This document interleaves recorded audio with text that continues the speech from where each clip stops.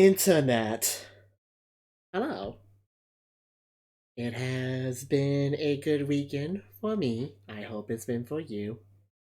I have spent that time mainly doing a couple more tweaks to my setup, and I hope this is the last time I say I've messed with my microphone. Hopefully, I'm happy with how this sounds, how I sound, and hopefully, it will sound okay for you as well.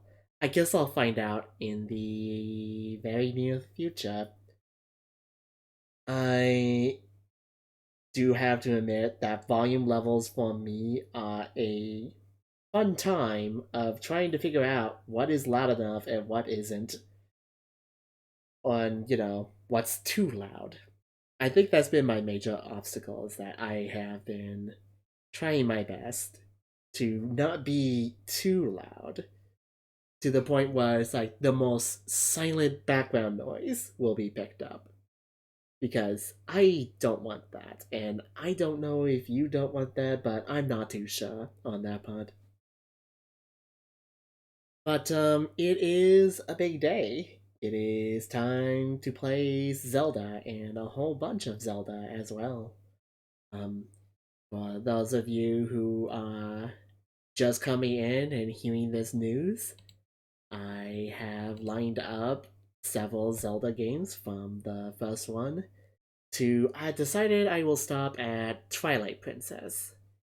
And then if I get the bonus goals done, we can go a little bit further. And I should probably just have the bonus goals right here on the stream for you, for me. Because they are fairly important, and while I won't be showing them at all times, it will probably be something you might be interested in. So, first off, that is very large. Let's tone that down a little bit.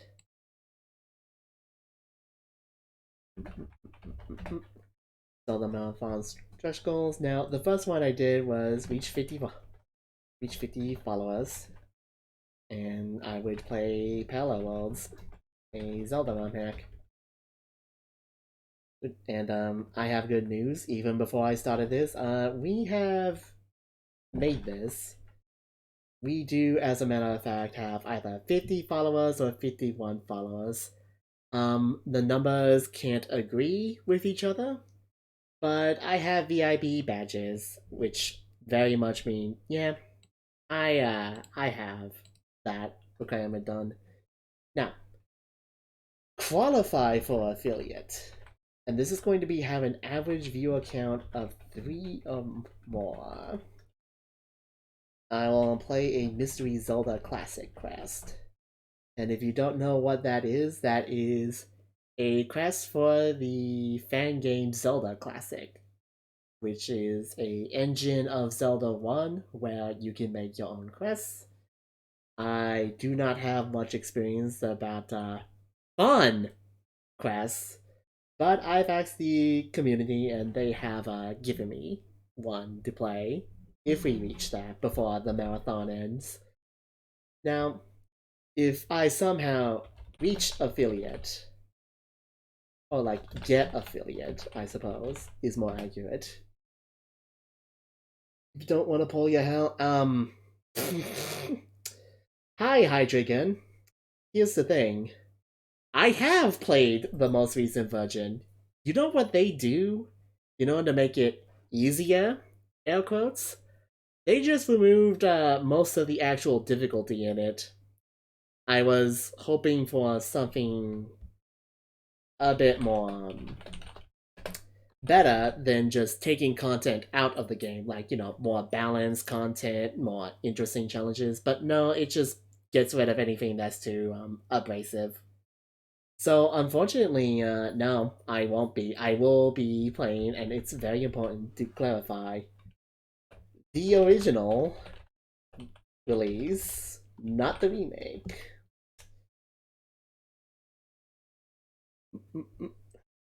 And I will tell you right now, I should be able to finish it. I have before. Believe it or not, I have before.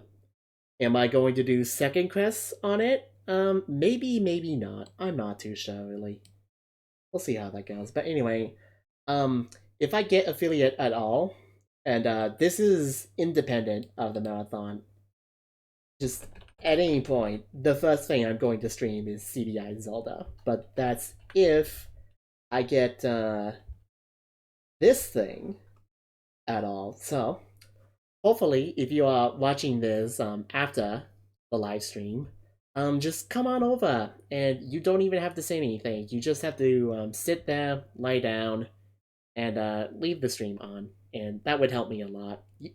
I don't even think you need to follow, but I do appreciate the follow. I do appreciate the hunt.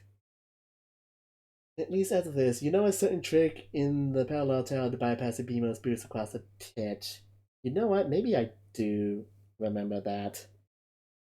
But anyway, I would like to at the very least get this affiliate goal reached before I finish, and it may be a bit. This may be several months, which is kind of why I told myself once or twice a week, and then no other times. Maybe play some other games. But anyway, we should start from the beginning, and I hope to get the first game done pretty quickly because it's just The Legend of Zelda on the Nintendo Entertainment System. And I play that game a lot. A lot. Heck, if you don't know, I have been playing nothing but randomizers of that game. So, ideally, this should not take much time. It should be a good warm up as I go through the motions of just, getting a nice warm up. Just visiting down memory lane. There's the game. And I'm mainly just here to play video games for the most part. While I do know a lot about Zelda, I'm not like a walking encyclopedia of The Legend of Zelda. In fact, come to think of it, you know that Hyrule Historia official timeline of Zelda? I have looked on it in passing. I've seen parts of it. I haven't sat down and read the whole thing. Sounds like something I should do, honestly, at some point, but for now, I'm just a person who wants to play some Zelda. And I hope you enjoy me playing some Zelda, as I enjoy myself playing some Zelda.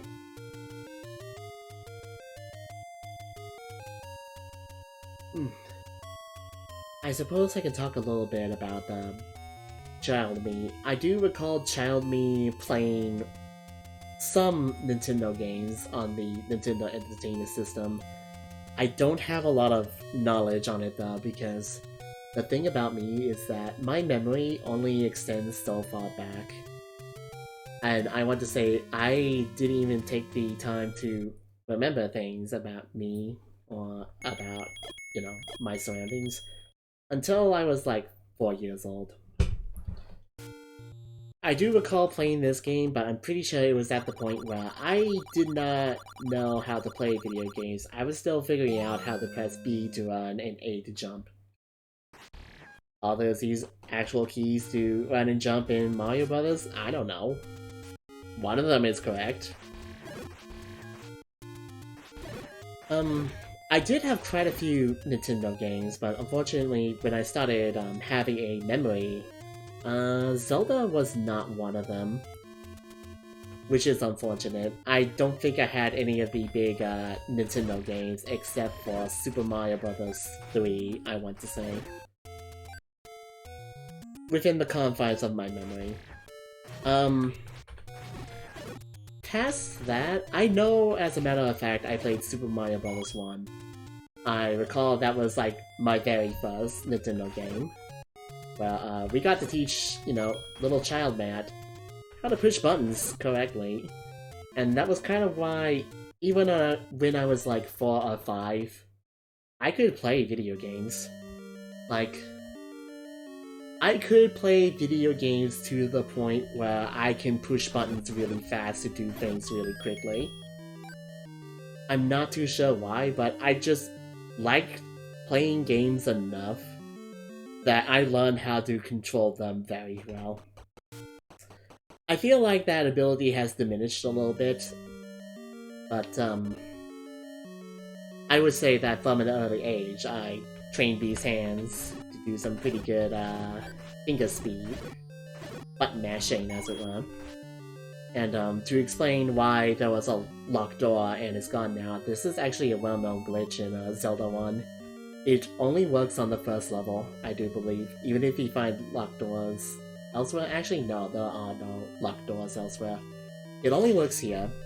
If there is a locked door at the start of the level, you can walk out and then walk back in, and the door is open. No need to use a key or anything. And I imagine that is a trick that back in the late 80s, where we didn't have a whole lot of ability to do research on games, and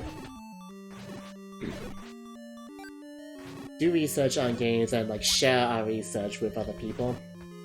I imagine not a whole lot of people know about that, and I feel like if you go walk up to other school kids and say, hey, I can open that door without using a key, 1, they'll call you a liar, 2, they'll come to your house, 3, you'll show it off, and 4, they'll be just astonished that you can do sorcery like that. And that's what it is, really. It's wizardry, being able to do something like that in an age where we don't really understand video games, in a way.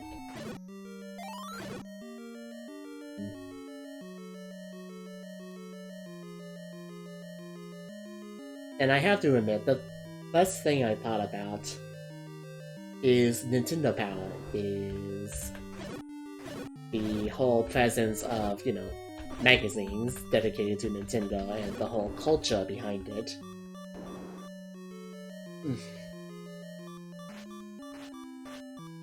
Because there was definitely a lot of love for Nintendo games and whatnot. And there was definitely a lot of interest in Nintendo and what you can do in it. And most importantly, high score ones. Something you don't see nowadays that was really big back then was high score ones. Now, I do want to say that I feel like that sort of challenge has just become speedruns, for the most part. I swear I'm better at this game than this. Okay, this is why the warm-up. But until we realize that some games you can just get infinite score relatively easily, we just did high score ones. And it's honestly pretty funny when you consider that plenty of games aren't balanced around doing a score attack, a competitive score attack of video games. That did not stop us though. For all we know, we just looked at those Nintendo games and just thought of them as portable arcade machines. I think that's where that mentality comes from. Since after all, arcade games were a thing before home gaming was a thing. And for the longest time, we just thought video games were just, you know, arcade games you can play at home. Because that's what we had back then. Anyway, I guess I'll go right first, because I do want a boomerang. Since I'm thinking I'm just gonna do the levels in order and not really too much about anything else, I am going to want this. And I think that's the only stipulation I'm going to do, is that I'm going to do the levels in order, and I'm going to do both First Quest and Second Quest. First Quest I have played to death. Second Quest, not so much. I do somewhat remember where everything is, but not to the point where I can have a very easy time. So that will either be challenging and, you know, fun times for you, or I'll just, you know, have an easy time and we'll say, wow, Darkman is so good at Zelda 1, and I'll be like, yeah, I am.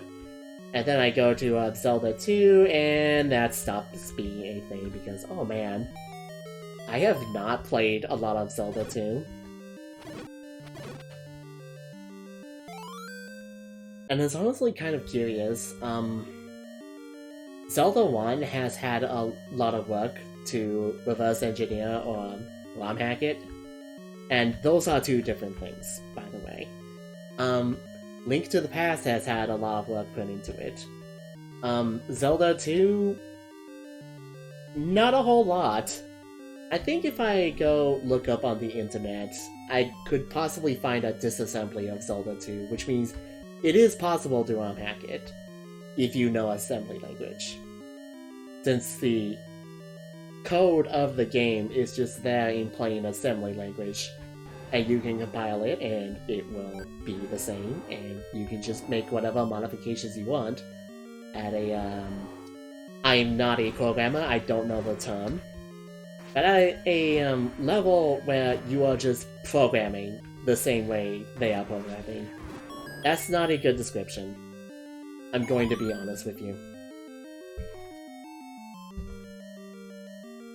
But I've already seen a couple of things done with just disassemblies. For example, when I was playing Pokemon Trading Card Game last Saturday, I noticed that there is a ROM hack of Pokemon TCG around, and it completely replaces all the cards with other cards, not necessarily from a different set, but they're all Generation 2 Pokemon cards. I haven't taken a closer look to see if these are like real cards or if they just made it up. But that is quite the ROM hack to be able to do that, I would say. And I think there's no like utilities to like hack Pokemon Trading Card Game. But I do know there is a disassembly of Pokemon TCG, and if you can read the code, that's good enough to do whatever you want. I want those bombs. Hold on. It honestly makes me want to see if I can pick up assembly coding, but I've always like bounced off it because I don't think I have the brainpower necessary to use a language like assembly. I think I'm not that smart enough. And as an aside, since I have 5 hearts and I do believe the white sword is over here, I'm gonna go pick that up. It's there. I might as well grab it. But anyway, that's something that I'm seeing now, 20 years later after finding out about ROM hacking, and I'm going, wow, that seems amazing. And you think I would not be doing that at all. Especially since I've been around during the heyday of ROM hacking, and I was too young and stupid to understand how to really ROM hack. I wish I did. I wish I had the, I don't know, it's kind of hard to explain what I was lacking that I didn't become a master ROM hacker. I guess it was purpose. I wanted to get into ROM hacking, I don't know, because I wanted to make Mario levels. And that's not a whole lot of rationale to really get into that. I'm gonna be honest with you, after seeing so many people have the same rationale to get into ROM hacking and watching all those people do nothing, I'm realizing if you really want to ROM hack, if you really want to make something really cool, you need to not just be in it to just make, you know, Mario levels or your own take on another game. It's gotta be more than that. But child me, who didn't have like any guidance on how to be a game developer, child me did not know that. Child me didn't know that whatsoever, honestly. So it has to be a calling, not quite sleepy. By the way, hi, how you doing? It's guidance I think you need. It's more than just wanting to be a game developer. Blah. Sorry to hear that. Hopefully I can help out with that. But anyway, I wish I knew what I needed to do. Someone needed to tell me what to do in order to work in games. I didn't have that. No one knew. And, I think that's partly due to the family I grew up in, and partly due to the fact that I'm in the most backwater of towns. The most backwater. It's been 30 years or so, and I don't know, we talk about horses, nursing homes, maybe games? Like, late in the 90s, we did have quite a lot of video rentals. Like, film and games as well. There was several rental stores that still hold a place in my heart, honestly. We don't want here, we want up here, actually. Because I came here to grab $100. That's just hanging out over here. When I need to go buy things, this should help out with that.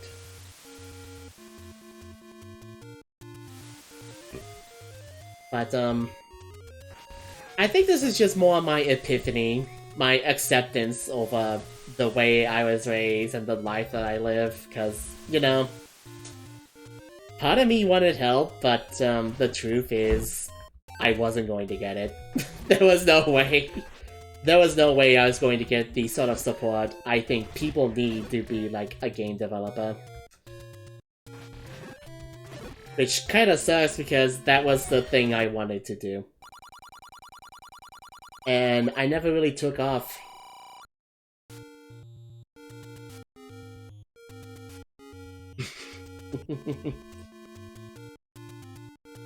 I'm thinking more about it now, and I'm thinking it might be because child me did not know how to, like, articulate what I want to do with my life. But also, I have to consider that, I did not have an easy life. I didn't just do things as a child, there was so many things in the way. You'd be surprised how many game devs had close to no support. Yeah, but I'm still wondering why that's not me.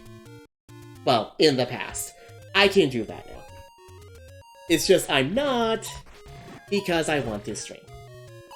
And I think the main reason why I don't be like Magic game developer now is because, in the future, I had a bigger need than, make games.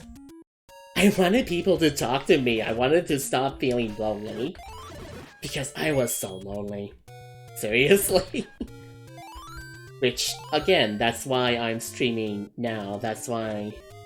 It took me a while, but I'm finally moving forward and finally feeling comfortable just getting up on mic and just saying things. I am going to be awkward about this for a while, gonna be honest with you. But at least, hey, I'm doing this, and I don't feel like I'm wasting time. That was my issue before, is that I really wanted to do something that people would, like, care about me for, like, would pay attention to me. Because I have a bane in life, I'm not afraid to admit it. But people leave me alone. I'm not too sure if that's because of how I act. I'm not too sure if that's because I don't know how to, like, get people to, you know, say hi to me, say hello, invite me to do cool things. I don't even know why I want that anyway. Like, all my friends I have, if they do, like, something fun, they do it by themselves, honestly.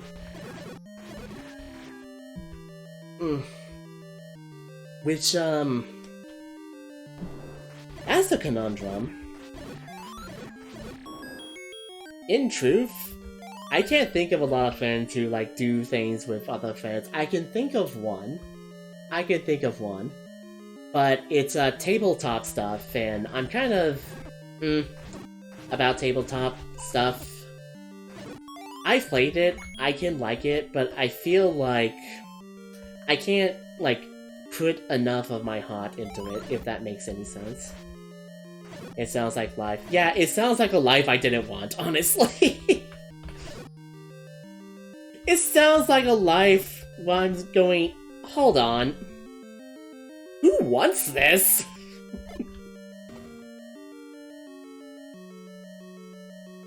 I don't know, I gotta go ask that question to certain people. Not the internet. I think the internet cannot answer this for me, because, you know, I'm pretty sure a lot of people feel like this. I'm pretty sure they don't know the answer to this. I'm gonna be hard-pressed to even find someone who does. Hey, that room really took a bite out of me. I was doing good, and then I wanted that magic boomerang, and then nope, I'm not doing fine anymore.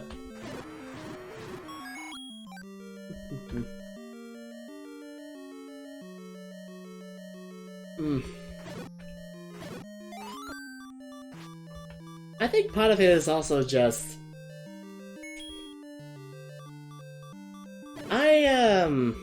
how to put this? I'm not fat, but I'm not fit, and I have weird metabolism problems due to my diet.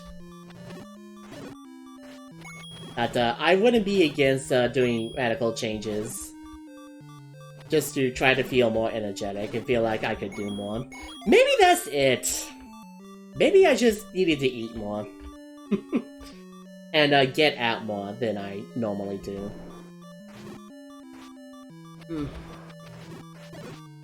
Because, I wouldn't call myself a shut-in, I wouldn't call myself a hikikomori, or however you actually pronounce that, but God, I was raised to be one.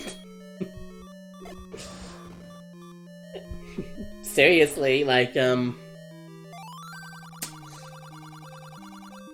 way my life is, I didn't get out. I didn't have purpose in life. So, quite honestly, I'm surprised I'm not. I still go out for walks every now and then. I actually had to stop walking today because I've been doing it for 4 days and my legs were starting to complain.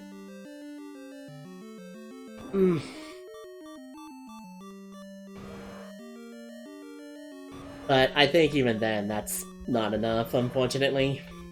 Unfortunately, in fact. I think that was too fast. Oh no, it's good enough. Another cool Zelda trick. The dongles dislike smoke. You're told that you may assume you have to just, you know, feed the dongle bombs, and that's a correct answer. If you hit the dongle with the smoke of the bomb, though, instead of feeding the bomb to the dongle, you stun them, and then you can hit them with your sword, and not only do they die in one hit, they also give you bombs back. It is a very useful trick to make sure that you never have to go back and get some bombs, because so long as you can keep on doing what I did, where you place one bomb, and then after a short period of time place another, so that by the time it recovers from eating the first bomb, it's in the smoke of the second bomb. If you do that, you don't have to worry about running out of bombs, because I think otherwise the dongles are the main reason why you run out of bombs in this game. Anywho, I gotta go to level 3. Right over here.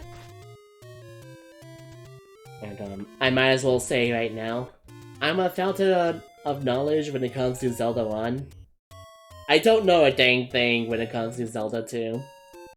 And I don't know a whole lot about 3. I just know a whole lot about 1 because I played this way too much.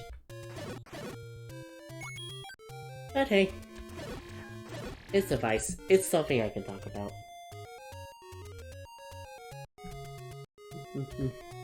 Because I may be silly, I may be weird, but I think games exist to be beaten as fast as you can. You know, so long as you experience the whole game. Like, if you can experience the game fully faster, you should. And I think that's the main reason why I'm so good at video games. I think that. And I think if you just want to experience games at your leisure, and just play them on your own time, and just, you know, take in the sights and all that, I wonder what incentive there is to, like, get good at video games.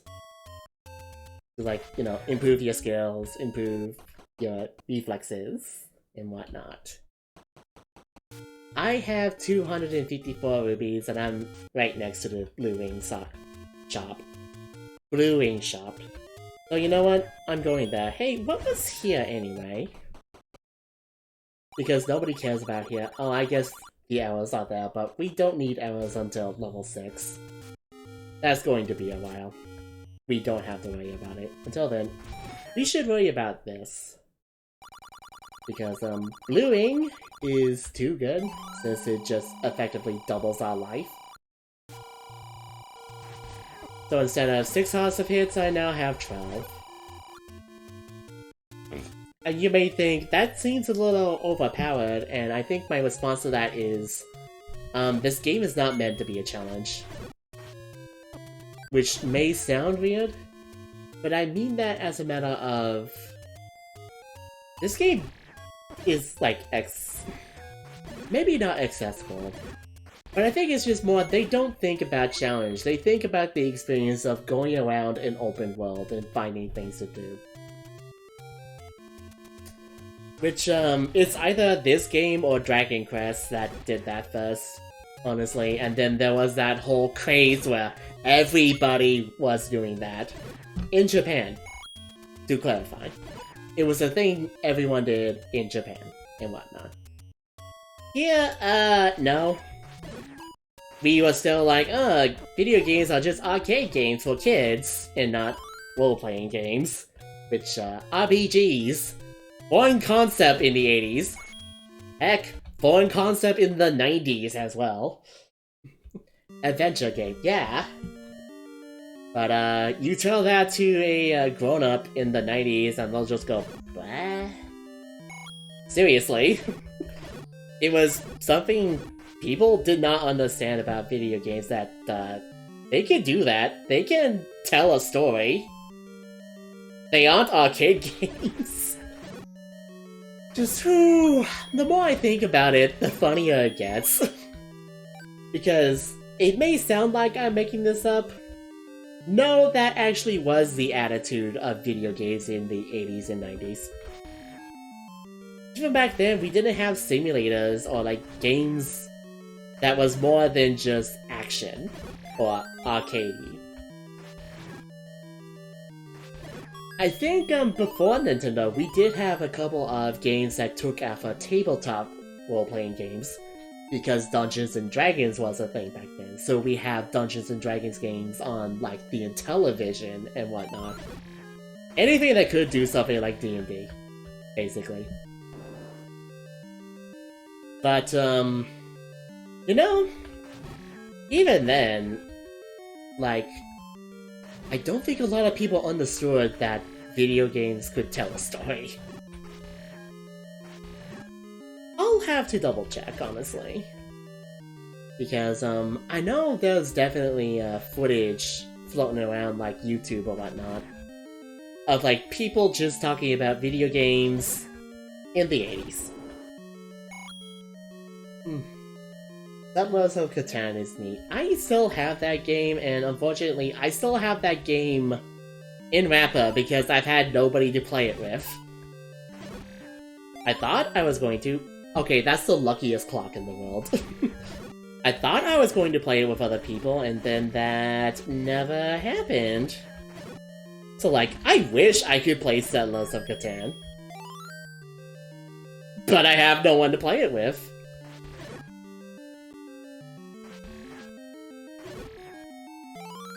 There are online versions, except then I'm playing it with strangers. I guess that's another thing I can talk about. I don't find any joy in playing games with random people. Like, I get that there's the 1 in a million chance I go play a game with someone and we actually, like, talk to each other, be interested in each other, and, like, you know, share contact info and stuff like that. But, that was then. This is now. I'm 30 years old. And, I don't know about you, but, multiplayer gaming has only become less social. A stranger is just a friend you haven't met, unless they are a serial killer. Oh yeah.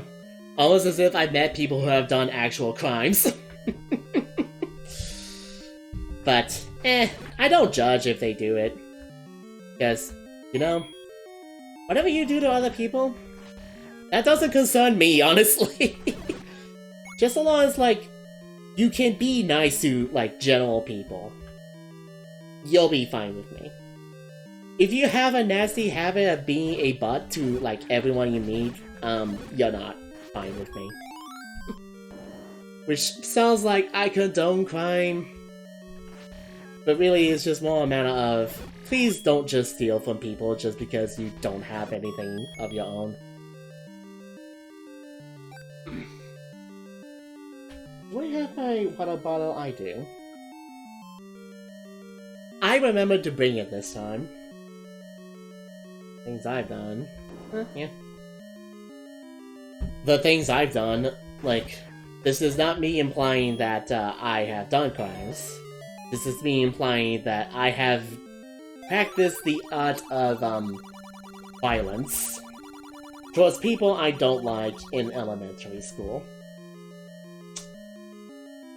So, education back in the 90s, I hate to break it to you, but, it wasn't good there either. And, you had your school bullies, you had your adults who have no idea how to handle children. You had your friends, and then you had you. And, like, you can maybe rely on your friends sticking up to you, but that's not going to help the issue of they may pick you. Tomorrow it could be you. And you know how I made sure that they didn't do that more than once? I punched them in the face! Did it work? For a while.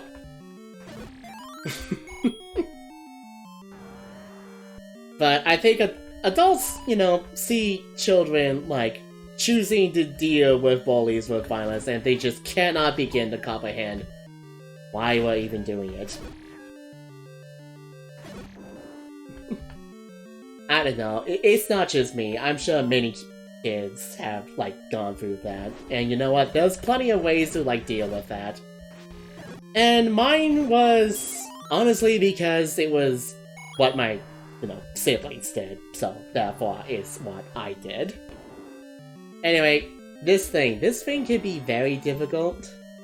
But if you have a bomb and you have a couple of hopes and prayers, you can place it in such a way that it gets either most of the heads or all of the heads. Ideally, you want all of them.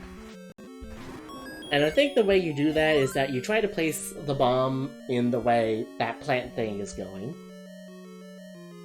Violence begets violence? Well, hey. There was violence all around me.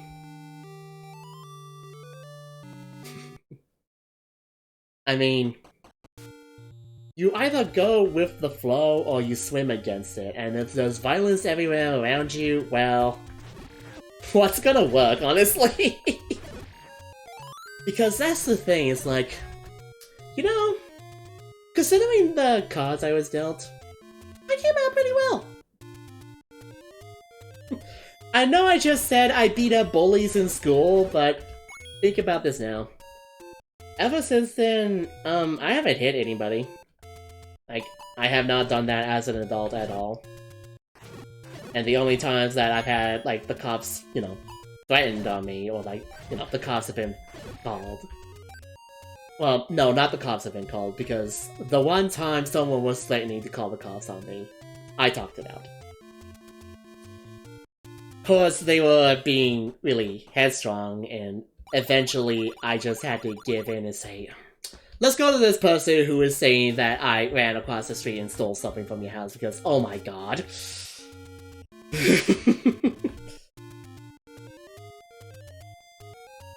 But I just talked my way out of that. I don't try to punch people in life, honestly, because, first off, it doesn't solve anything. It just gets people off your back for a little bit. I think the only times you ever get anything out of that is when you punch someone who has the same mentality, and they stop and go, wait a minute. That's the only reason.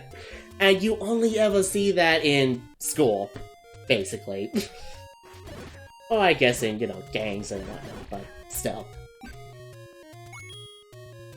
I'm going off on a tangent, and I don't know where else I'm going with the tangent. Hey, do you want to see me do the next level in the dock?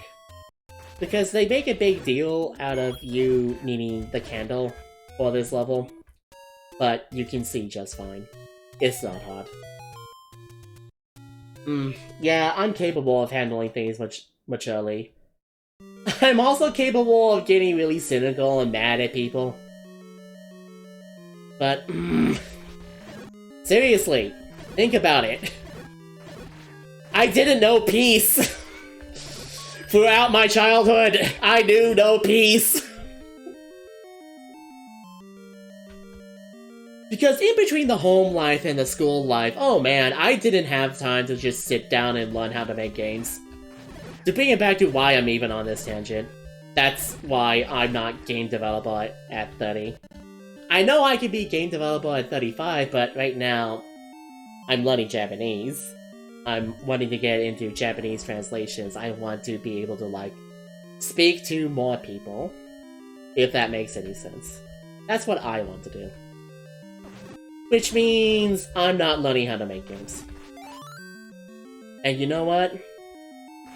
Learning Japanese, I eventually figured out, was going to take less time than learning how to make games. And also because I kinda don't feel good trying to be creative. But if it's doing things people tell me to do, I feel great. I feel fantastic. You tell me to like translate a sentence and I'll just spring up on my feet, even if I'm dead in bed. And I'll just be like, I'll do it. It's honestly something I wish people would tell me to do more, but on the other hand, it's just more a matter of, I wish I could do more than I can. So, gotta know my limits.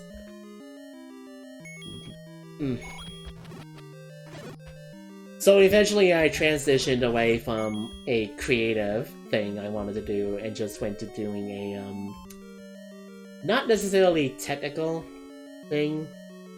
Well, I guess there's only like creative endeavors and technical endeavors in a way. And I didn't make that change in my life because I wanted money, or I wanted to finally fix my life, or anything like that. I just like, you know, speaking in Japanese. I really want to do it. And I really want to know what the heck I'm saying. So it's something that I can enjoy. I can enjoy, you know, being a translator and an interpreter. Which, you know, if you're trying to figure out what to do with your life, hey, you should pick something you enjoy. And, I don't know, there wasn't a lot of, like, out-of-town resources in the late 90s. But, now, you have the internet, just go look up what you gotta do to do something, man.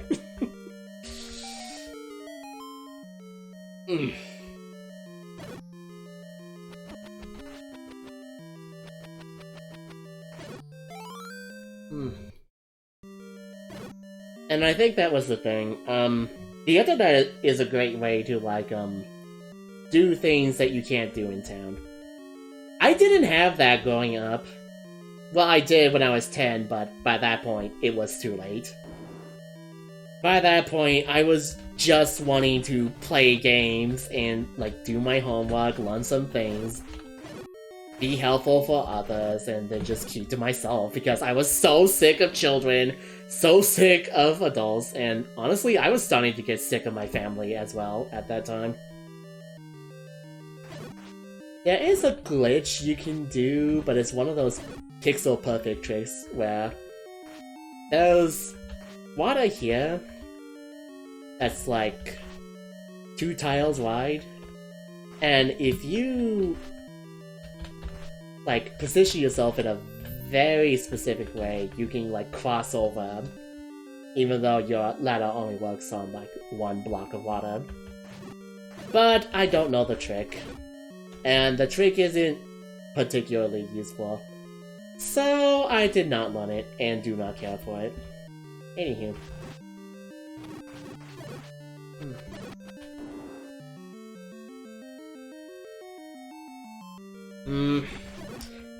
Anyway, internet, if you're wondering why I'm talking about myself and my personal life, is because the sooner I figure out what the heck went wrong, the sooner I can get over it.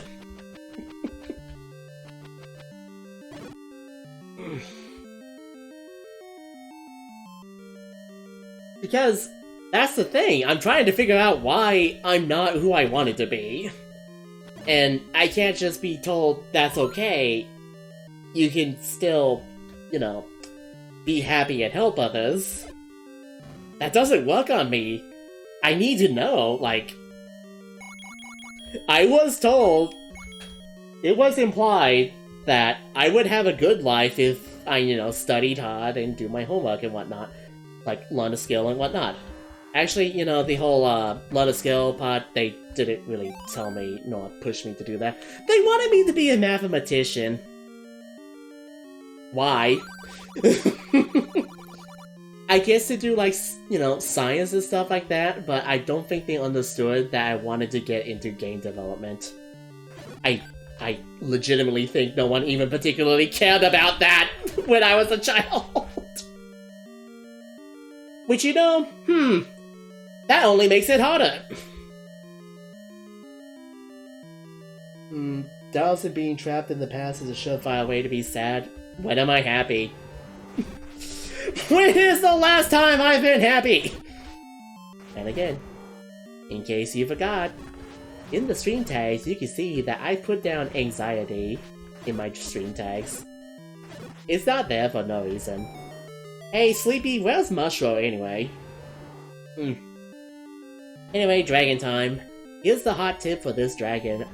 It will only ever spit out one projectile at a time, and it can't spit out another projectile until it gets rid of the other one, like the other one is on screen. So doing this, and then just waiting until it spit out another one, stab, wait, bye, wait, stab when it fires, wait, stab when it fires, and that works pretty good for getting at least one head off. Once one of the heads starts flying, you have to be a little bit more technical. Because it gets a bit harder because when that head can also shoot, the timing can get a little wonky. He's watching my tablet through my phone camera is ghetto, but hey, you know what? He's watching the dang stream. Seeing how hard it was to get Mushroom to watch anything I do before I had a mental breakdown about how no one cares about what I do? I'll take it! It's making me happy.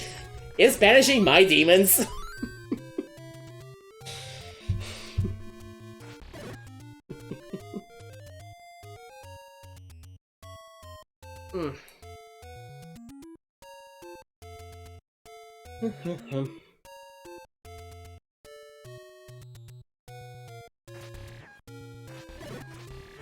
You know, Internet, I have to let you know that I kind of feel awkward just talking about, you know, my issues, but it's like... People need to know this about me, honestly. Because it is a question that I have in the back of my head. Why am I so messed up?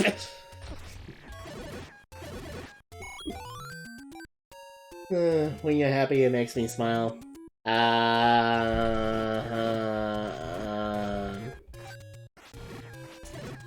I'm happy because, you know, pinball games are going to come out in like 3 days. Or 2 days. 2 days?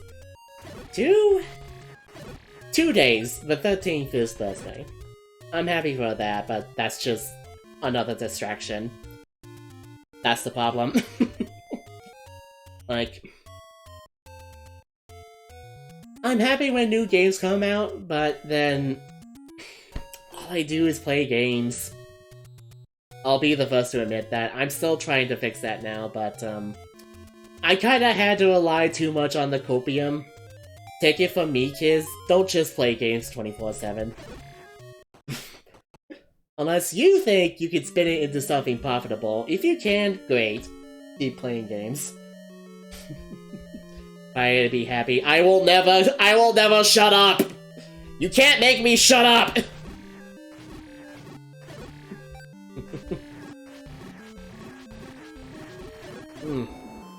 after all, it's like, you know... Alright, you know what would make me happy? If I had the drive to, like, keep on, like, practicing Japanese and whatnot, if I could, like, kick it into overdrive, but I can't. Oh, nice! Like, I'm fine to, like, do this to entertain people. But honestly, you know what would make me really happy and give me peace of mind so I could smile? If I had a career skill and a stable income. That I earn on my own. But you know what? That takes years. Especially if your upbringing is not conducive towards that.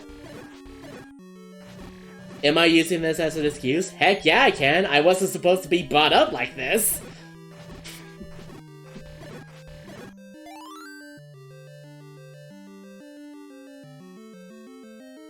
Hey,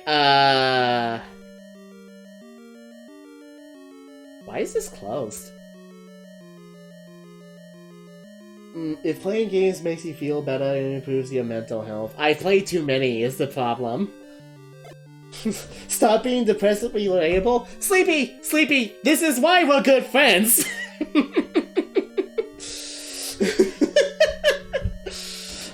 Have you ever stopped to wonder how many similarities I have with you? I'm smiling now, are you happy?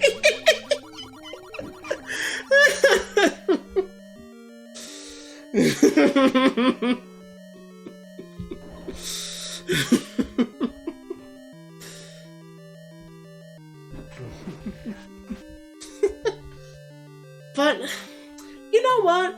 You and I being relatable, I have good news for that, and it kind of helps me, like, cope more than video games does. So many people go through the same things I do.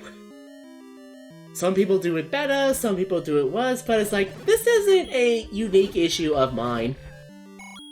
And you know what? That gives me closure. That makes me go from, oh, it's my fault, to, oh, it's the world's fault. And you know what? It's better to blame the world than blame me. Because I sure do well when I blame myself for something. Actually, that's a lie. I actually do fairly well when I know I mess up, honestly. I'm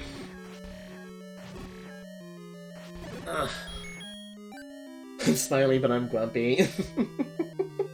I happen to have worked through a lot of my problems, and that's good. Very good.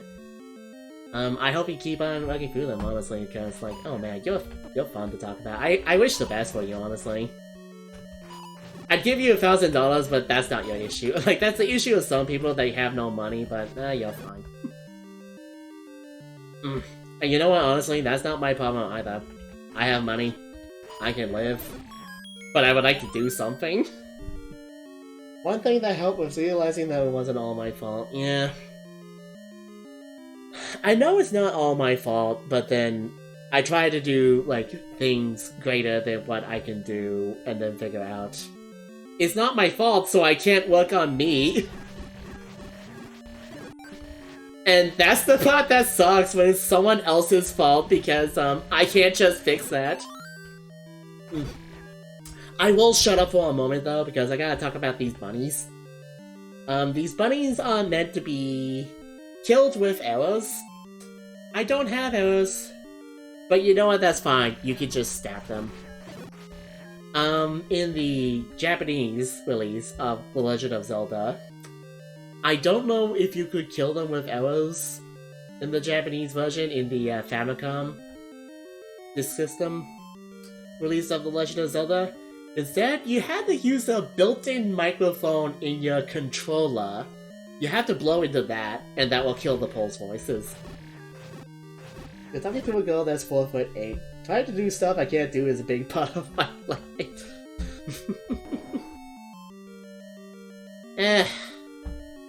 But it's like, it's relatable. So you know what, once I figure out how to do something that I wanted to do in my life, but couldn't at a reasonable amount of time, you know what, I'll just go break down your door and say, hey, I got some life tips for you. Got you them life hacks.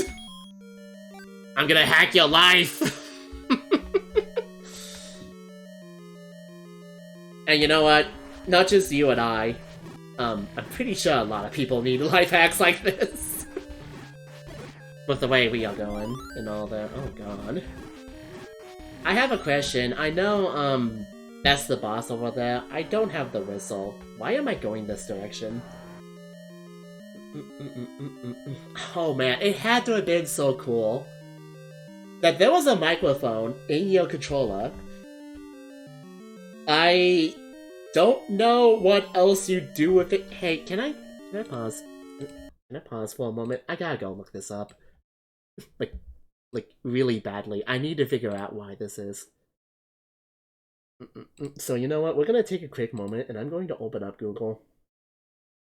We're gonna do some adventuring. Hey, look! Perfect. Stretch this back down. Yeah, here we go. My life hack is being cute. I could get away with a lot. If only I can be cute! I don't know what I am, honestly. But anyway, oh hey, this is what I've been looking at before. Thanks, Google. Remind me next time to just do incognito mode. God damn it. Oh well. I can't afford to be exposed on the internet. Let's try that again. New tab, new incognito tab. There we go. Anyway, so Famicom microphone uses. Wonderfully weird. Kotaku. Slight regional differences between consoles. Yeah, like this right here, that little center knob, and the volume slider. That was for the microphone, I do believe. Oh no, wait, that was for. Is that a built-in speaker? Hold on. Hold on. Kirby, Crimson, and White Gaming Machine 2 controller, both of which were permanently tethered to the back of the system via short black cords. Have fun replacing them, but then again, it's like, you know, those controllers, I'm pretty sure those look very sturdy. Like, you can, like, nom on them, bite into them, and, like, they'll still work. Built-in speaker was ahead of his time. Yeah, especially considering I'm trying to think of something else that had stuff like a microphone and a built-in speaker. I can't think of any. You know what I'm looking at, Sleepy? You know what I'm looking at? I'm looking at, like, a gaming headset before we had, like, voice communication. It's a bad habit. I nom on my fingers when I'm deep in thought. And the left hand is not doing anything in particular. No, I just nom on my fingers. Is it a bad habit? I don't care. If it's that much of a problem, I'll wear gloves. Which is something I can do. It's the cave headset. Yeah, the cave. I gotta go up to the Cave Girl VTuber and say, hey, did you know the Famicom controller was a cave headset? Think about it! Oh, creators divided the console, the Japanese fans could find the most unique feature. Tiny built-in microphone. Microphone with replaced with start and select buttons on the console's second controller is a classic example of Nintendo's long-running reputation for introducing gaming tunes that are simultaneously innovative and absurd. Gonna correct this? Simultaneously very innovative and no one cares about it. Which I love and hate Nintendo for it, honestly. I'm sure I'll be pointing out more of these as I continue, but for now. During the NES era, it was accessories like Rob and Power Glove. And today's is titles like Nintendo, like the cardboard cutout game you can get. Oh god. But hey, Ring Fit Adventure, that is a good thing. I will defend Ring Fit Adventure. That is a very useful gizmo to have for your Switch. I'll just stream for you, Sleepy. You don't have to worry about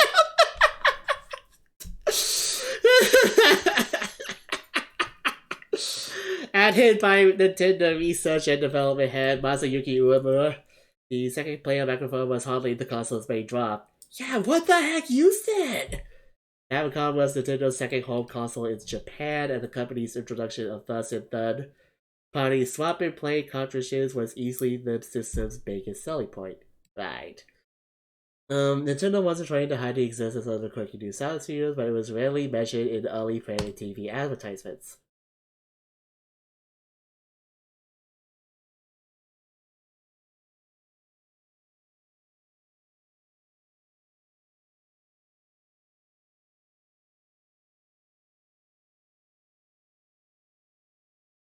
Oh god!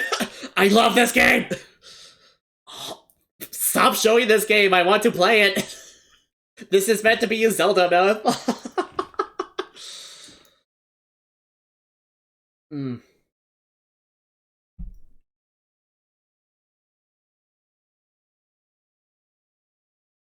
They had soccer?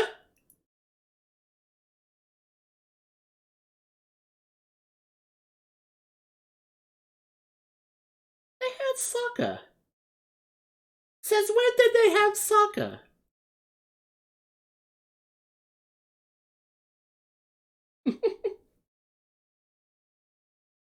Yeah? Yeah? I know they had this. I'm gonna pause right here. Have you ever considered that we have a whole bunch of like sports games and whatnot, and it was honestly Nintendo that gave us the first sports games? Okay, we had like Atari sports games. I take that back. But yo, I'm pretty sure a lot of people had a lot of fun playing sports games like this.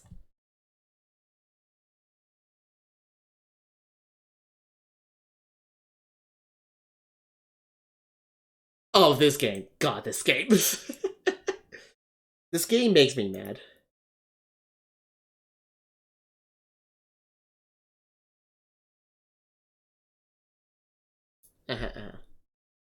I'm going to pause for a moment here to read chat. I need to go move this back down. I realize this is covering up Twitch chat, and I don't know why, but Twitch chat is all the way down here.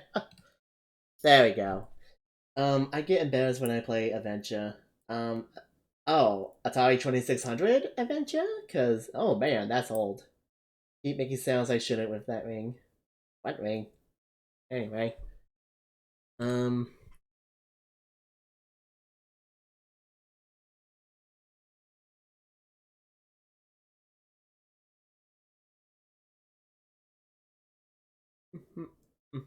Hey, Hydrogen. I'm taking a brief Zelda break to talk about the Famicom disk system.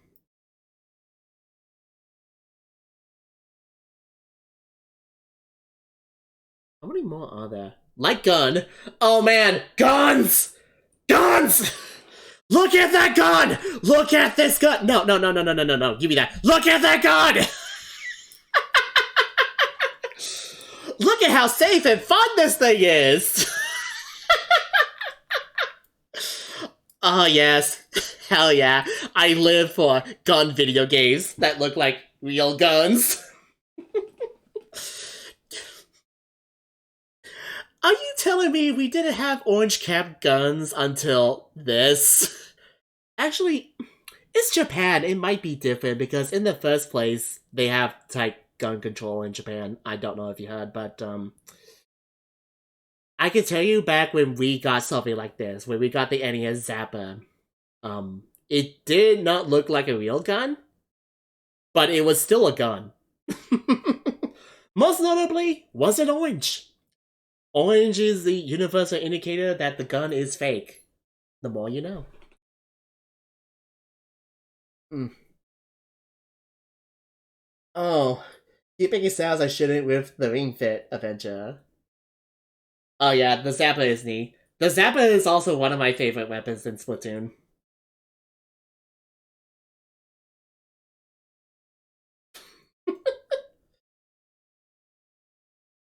I was evil, I aimed it at it like, oh, you cheater! You cheater! Hey, Internet, Sleepy's a cheater.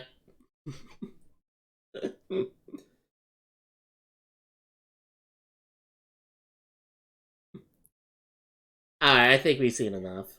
Despite its availability to developers at launch, the second player microphone was only implemented in a dozen or so of the 1,000+ games released during the Famicom's staggering 20-year lifespan. Wait, 20, so that's... Wait. What was the last Famicom game? Because that doesn't add up. Anyway. When the microphone was put to good use, it was rarely to benefit players in a secondary role. Instead, the microphone usually took on the form of a gateway to Easter eggs in single-player games. Most times, this information could be found within a game's manual, where it would subtly allude to attach to secrets that could be triggered by sound. Most well known of these secrets involves the Pole's voice from, the game that we're playing right now. This game! Paul's voice depicted as ghostly wonders with enormous ears, usually found scurrying about dungeons in packs 3 to 5. The Japanese instruction manual for Zelda, which detailed many of the game's enemies, mentioned that the creatures hate loud noises. You can guess the rest. With a mining war into the second player microphone, adventurers could eradicate any Paul's voice on screen. We just reached a whole new level of amazing. That microphone was used to do secret attacks.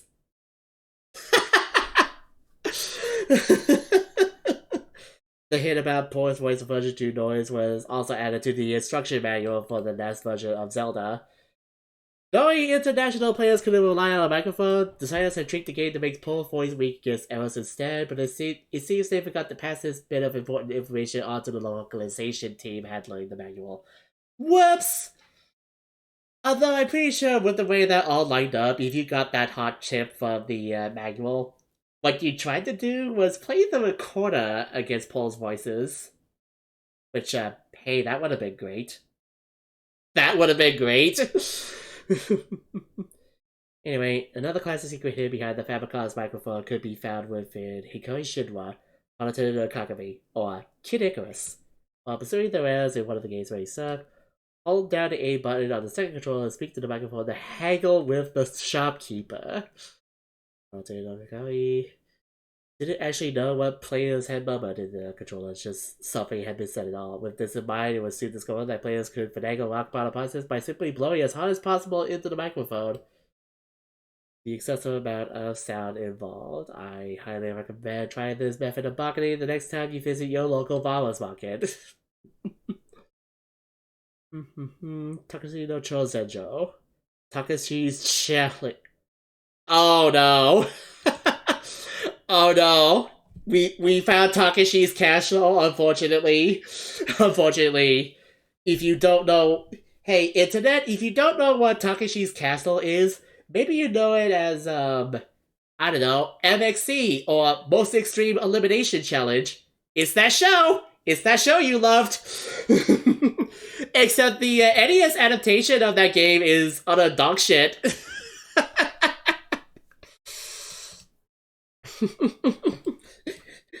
Go watch Game Center CX to find out more, because Aruna definitely played that. Aruna? I forgot his name.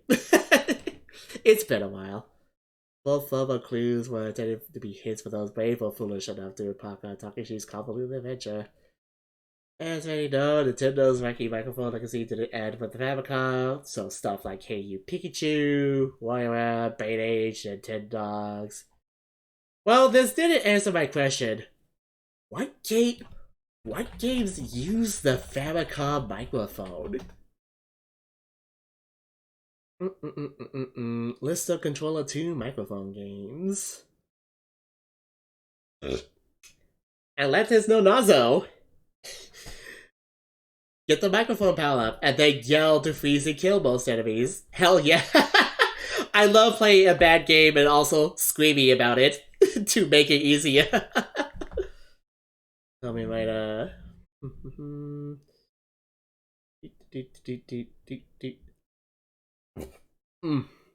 Yeah, I'm guessing.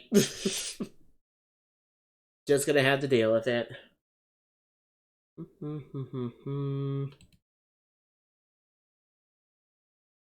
Zelda, Kid Icarus. Dick System, cartridge port.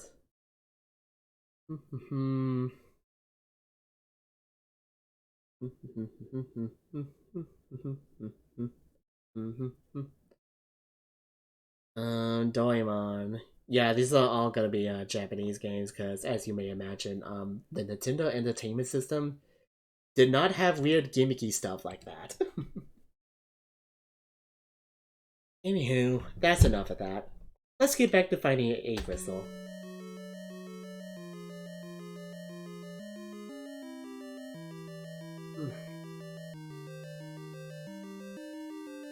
But, I do know, like, speaking of the Famicom, they had a lot of wild stuff for it. You could do basic, you know, programming in Famicom because they had a keyboard for it. I don't know if anything of note came out of that, and I wouldn't be able to tell you if anything of note came out of it here because we didn't get that. What we got was a system that was meant to be a replacement after the dumpster fire that is the Atari video game crash. Which, you know what? Smart. Should do that. That'll win our hearts.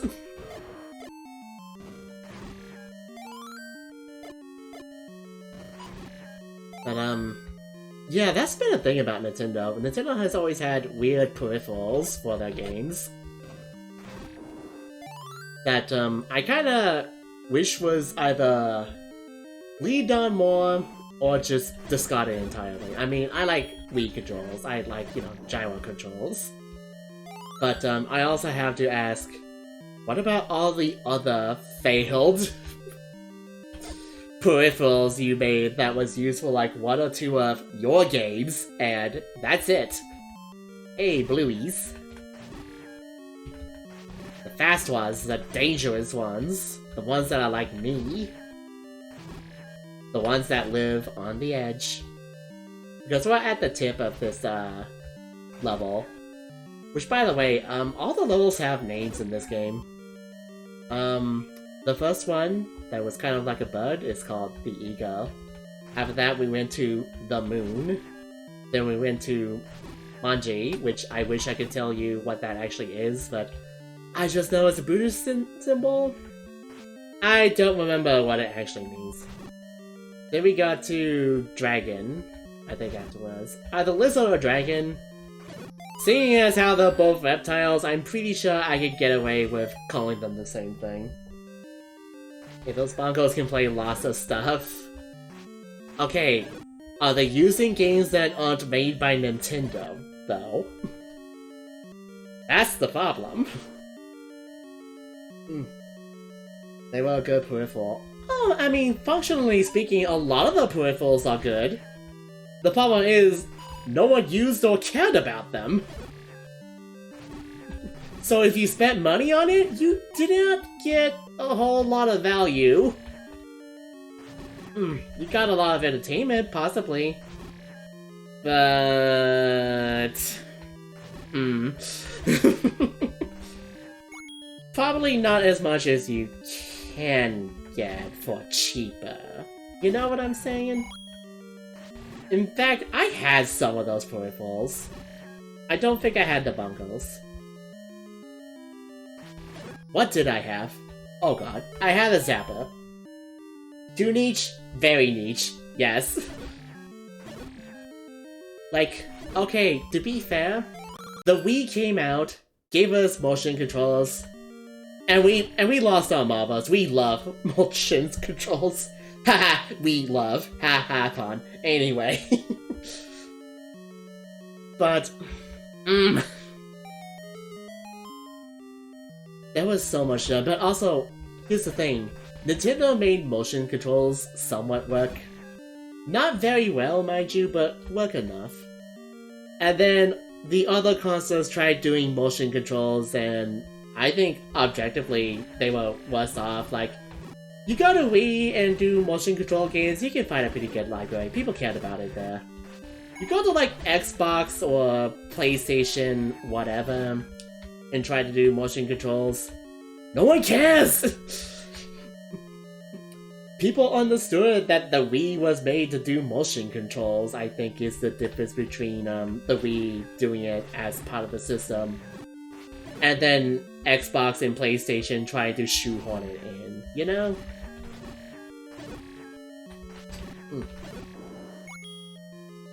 Nintendo is best.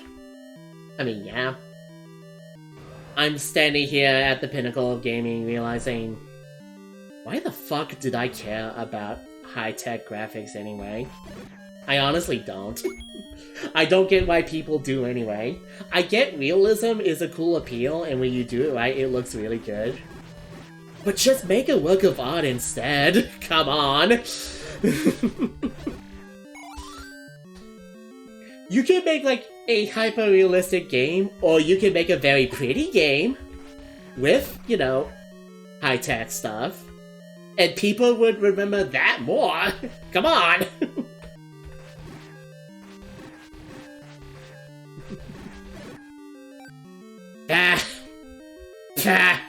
Gamers. What a sorry lot, I say, as a gamer.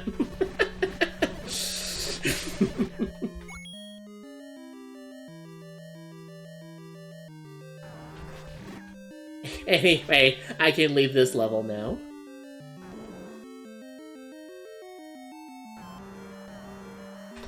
So, Dig Dogga. Dig Dogga is completely invincible. Unless you have this, whistle to go play on. But, if we fight this guy normally, he's one of the hardest bosses in the game, so you know what? After he splits, after playing the flute, just use Boomerang. Ta-da! I mean, it's the first Dig Dogga we can find, which only has, one eye. We'll find later ones that have 3 eyes. Basically what I'm saying is, hey, don't try to, fight fairly against that thing. It sucks to fight against. Because it turns out the hardest enemies in The Legend of Zelda for the Nintendo Entertainment System all move faster than you. I don't like it when people talk smack about a game for the graphics not being fantastic and then they dismiss that story and core mechanics.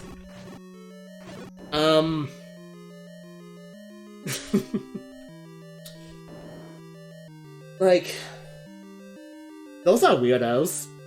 I'm sorry. And I hate to break it to you, Sleepy, but that's the final form of people will dismiss a game because it's not 60 FPS. Those are the true weirdos. Seriously. Like, I've been playing the remake of Resident Evil 4, and I like how pretty it is. Do I care that it's, like, realistic? No. If anything, I'm the sort of person who sees that mouse sheet meme and I'm like, hell yeah! Give me that! Jokes so elitist. The realism desire breeds elitism, I would say. Hey, I need to gather some hearts. Give me a moment. As I go recall from my head where I can find some hearts. I think the time has come for me to buy a candle. Despite me not wanting to, I think the time has come. Also, the bow! I need to buy the bow as well. Ow.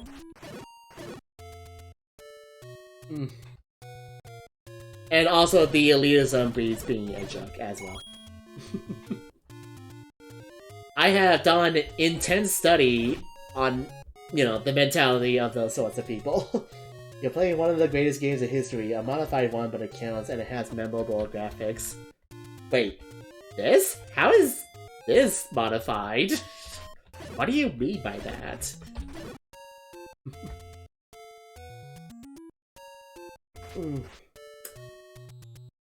Greatest game in history, though? Oh, yeah, it's up there, but, how up there is it, is what I'm thinking right now. Emulator. Oh. Look, I played it genuine as a small child. That's good enough. Would I go back to the, past and do it again? No. It's the future. Do I miss out on it being not authentic? No? Not really? Top 20 in Nintendo. Top 20 on this system? Oh, hell yeah. Would I place games above it, though? Yes, I would. I really like Dragon Quest, and I would probably put 3 and or 4 above it. I would put Castlevania 3 above this as well.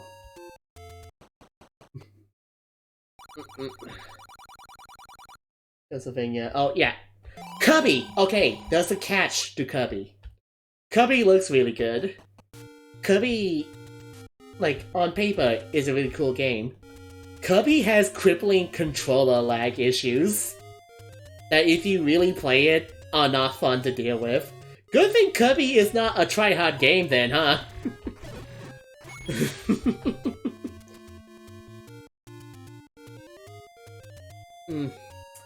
Where was I going? Oh, right, I bought Candle, and now I need to go over here. Because I need to gather some hearts before going any further. You have crippling controller-like issues.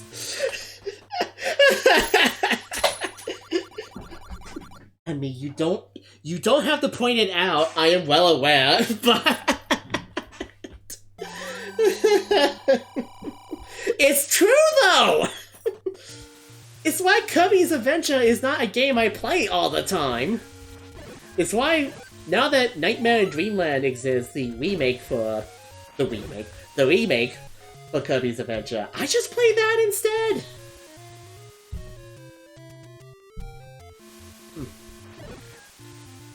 I'm gonna use that excuse in real life for myself that you have controller-like issue.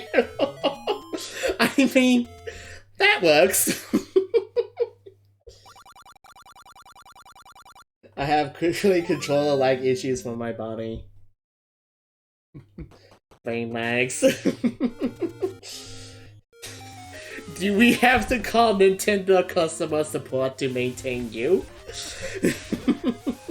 Because I recall that Nintendo was big on, like, you know, services to, like, maintain and repair, like, Nintendo consoles, controllers, games, so on, so forth. It was a big thing with them. In fact, you know, I think I killed Mushroom with that joke. I see it critically hit Mushroom. Impressive that it hit him so hard, but yet it, like, normal hit for me. I mean, it's very funny. I just wasn't slayed by it. Which, you know, I can't be slayed by jokes, don't worry. I think one of the last hot containers I'm looking for is actually over here, so let's take a look. Yeah, no. Hold on. I think it's cause I shouted it as I typed it. Oh, that'll enhance the flavor of the joke. Here it is. Here's the hot container I wanted. There's one more left. There's 5 hot containers in the overworld. And then there's 8 for beating the dungeon bosses. And I know where the 5th one is. It's gonna be right over... Meow. Over meow. Over here, sees. Would you like tasty juice? Oh, I hear it hot! Ah, but what if I can make juice out of the hot? Hot juice, as it were. Which, you know, that is just like a life potion to recover health, I suppose. Well, I think Link is the guy that eats fairies whole. Eats fairies whole. Who lives in a world where adoration for you is physically manifested as hearts that recover your life. I haven't played Twilight Princess a whole bunch, but I do recall that. It was either there or Skyward Sword where that happens. And you know what? That's kind of messed up. I'm gonna be honest with you. Oh wait, I need this. I actually do need meat. So, while I'm here messing around. This is a horror game. Hey, you know, these are just abstractions of, you know, graphics. You can use your imagination.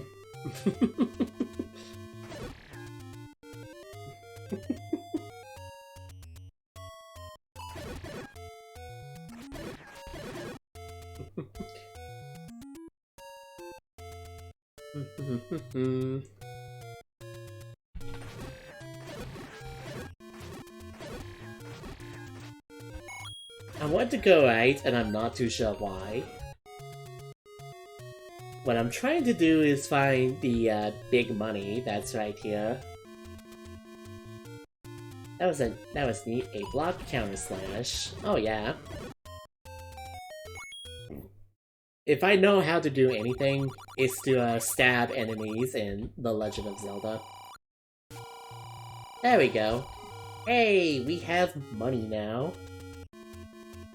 In preparation for the level after 6, I am going to go buy some meat. Did you know that I, like, never use meat? Except to, like, get past one thing. And you know what? It's kind of weird because there are uses for meat.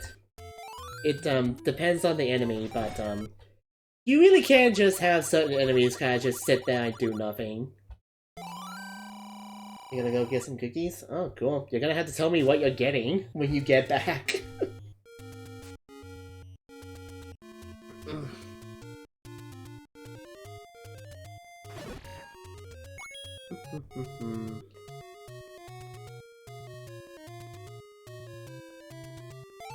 Okay, I think I have done enough of this video game. I can now go through the graveyard.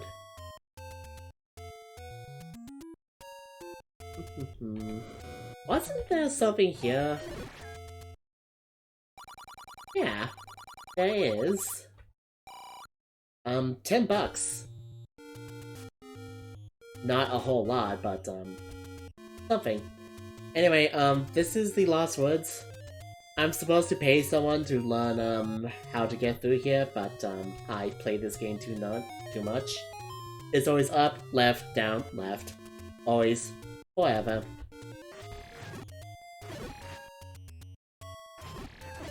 Ow.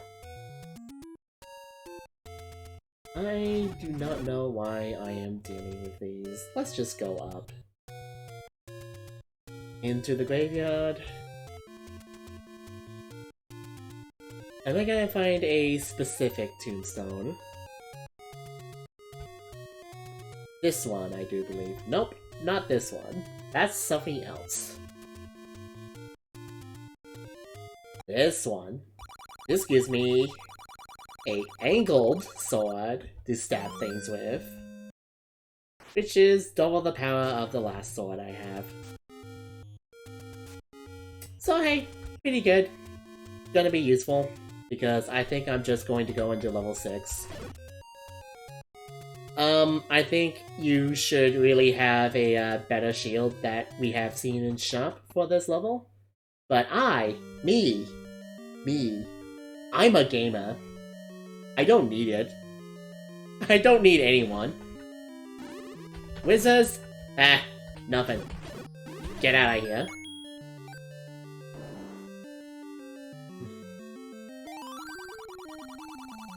So, here's our boss hint.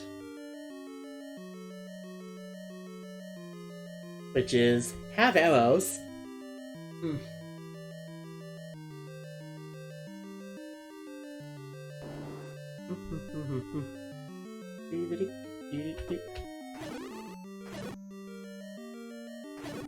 Hey, question. When I was playing those videos, did the audio go through at all? Because I just realized something. I watched those videos and there was no audio for them, was there? Oops. Oh well.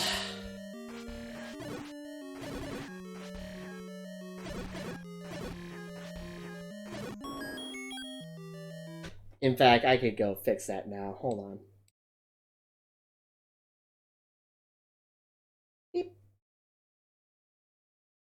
Now that I am not a silly Billy anymore.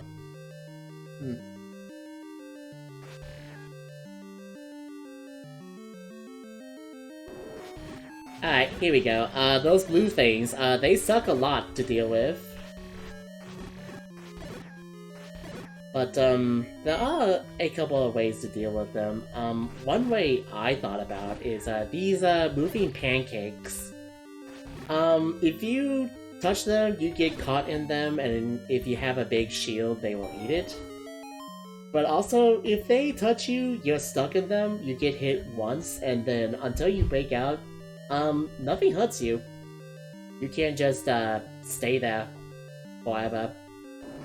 So you know what? In that room right there, you can just go hop into a bunch of pancakes and then just, you know, wait it out, and you'll probably be fine.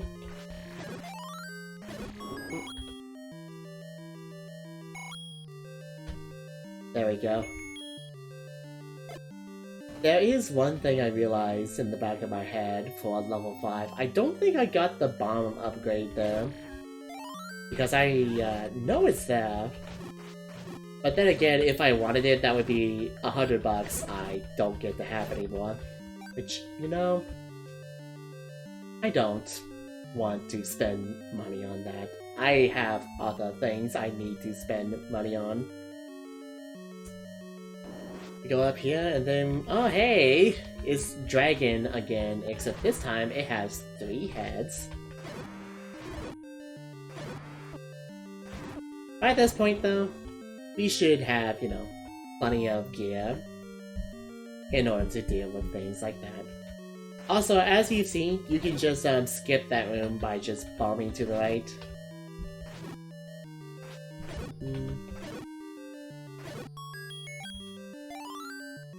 Okay, so I want to go down. I'm gonna go save a key by just going back through the bomb. This bomb? See? Right here. This is a bomb.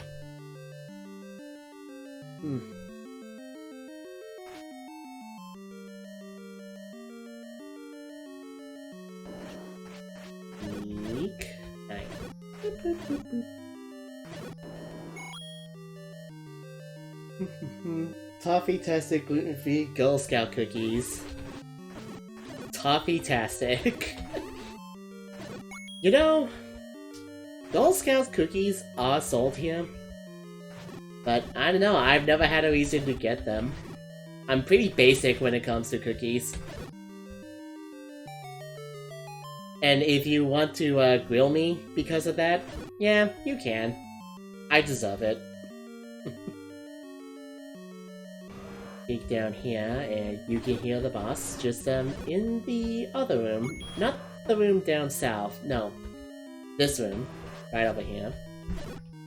Also, oh, I think this is the first time we've seen Daishi Skull monsters.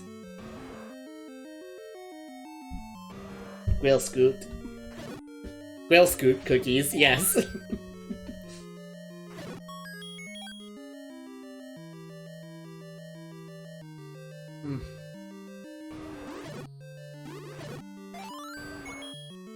Oh yeah, and another way to deal with these wizards is, bombs. Bombs work. So, what's down? Legitimate question, what is down from here? Other than more wizards?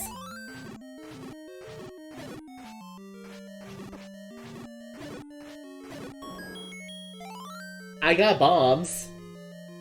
Bombs aren't useful. Anyway, get ready for an exciting boss. Here we go. Oh, I missed. Time out. Time out. Okay, exciting boss! There it goes.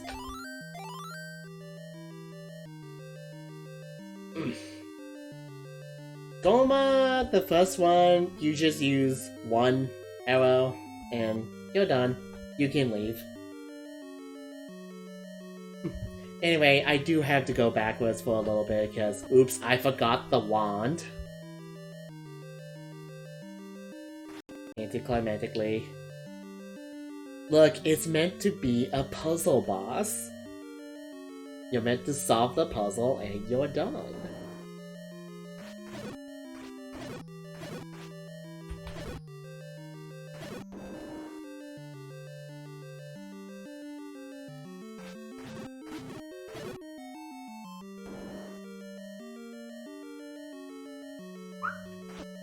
Ow.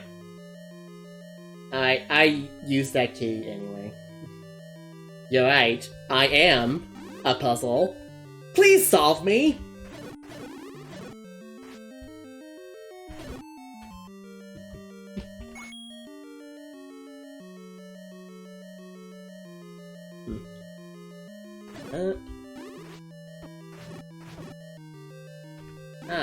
Another one of these.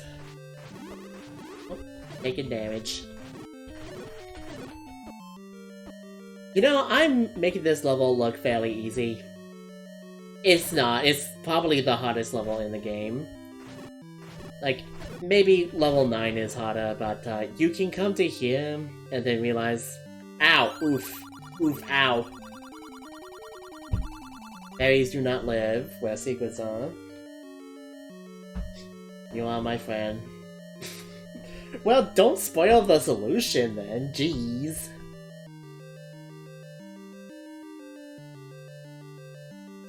Is it here? It has to be here. You know, I know this game, like, you know, really well, but I honestly do not remember, like, specifics of layouts like this. If this was me just wanting to finish the... Where's the wand?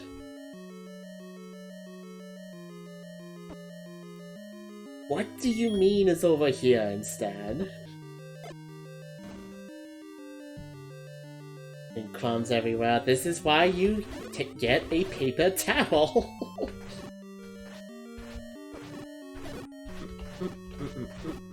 Ow. There we go. Okay, for real. Here we are. Look at it. It's shiny. Now we have projectiles on tap, no strings attached. By the way, this thing is not particularly used for a whole lot. Well, I did not think of that. I see you wanted to be messy. Sleepy kitty, more like messy kitty. Ha ha ha ha.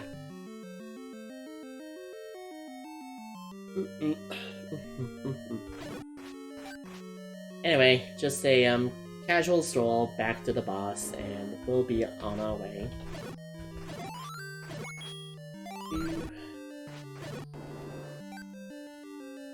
Well, I'm not allowed to talk about certain stuff on stream. Thank you, because I'm pretty sure I have an idea. That's the only time I'll be coy. Enjoy! Thank you. I appreciate it.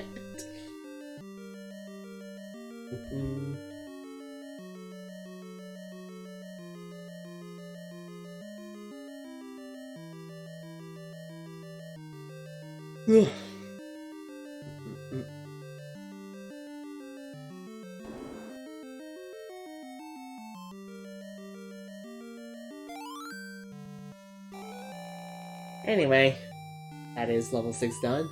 Now, at this point, unless you've been following the hints, you may struggle for a little bit because level 7 is not just a place you can go to.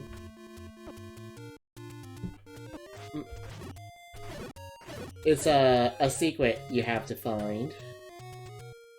And, you know, if you can't read, read. If you can't read, and you don't pay attention, you might never find it.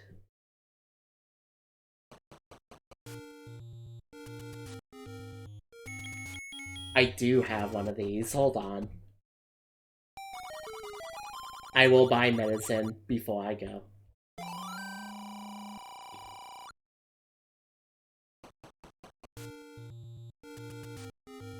Also, while I am here, I don't need to be here right now, but this is right here. One of these has a thingy, I think. Oh, it's gonna be up. Blue look tasty. Blue's expensive though, and I have, you know, a secret for you. Red is just double blue. You unwrap this, you know, potion, you drink it, and then realize it's still there, except it's blue. Smurf juice. I see. Processed Smurf. Ew. What's the red juice then?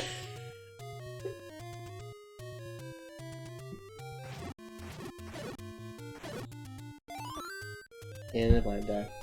Mm-hmm. Internet, if you have that mental image and you don't like it, I'm sorry. Pixie juice is green. Okay, but what's red juice? Human juice is red. Ah. I see. You know, purple juice. Purple juice is like kings and stuff. Ow. Ow, ow, ow, ow, ow, ow, ow, ow, ow, ow, ow, ow, ow, ow, ow, ow, ugh. What about juices? No, what about juice is black? It's just oil. Purple is grimace. Okay.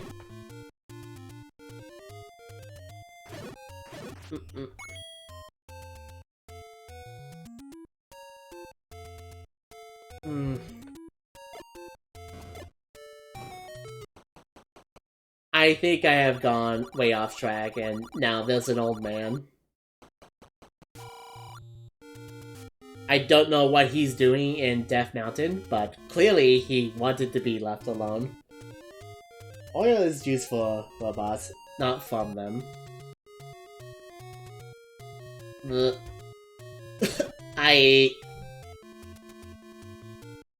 What do they run on then, if not oil? Hey, there was a bracelet here and I can't find it. Please help. Yeah, I don't remember where it is. Easy grounds on me. That's nice, Sleepy. Anyway.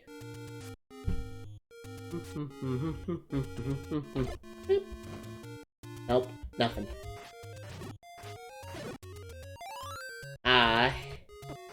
War bomb. Guess is the bland. I'm a little affected. They lost their flavor. He says hi, by the way. I say hi back to Cat.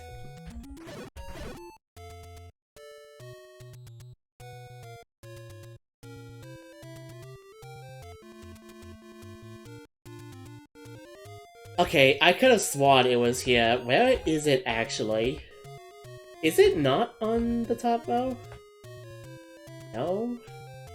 Is it here? I'm trying to find the power bracelet, but I'm having no luck finding it. I'm just making myself very confused.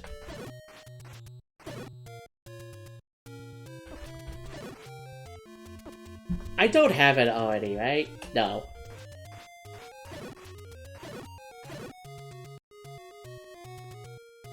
I could have sworn I knew this game inside out, but it's turning out, no. No, I don't.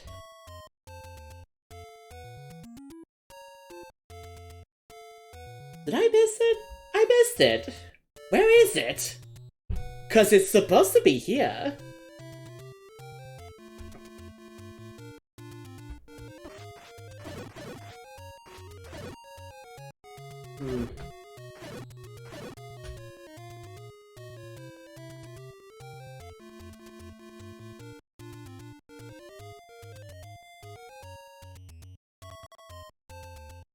It can't be over here, because that's just... yeah, river.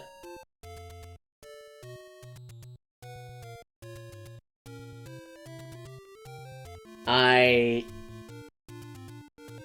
am having difficulties. A lot of them.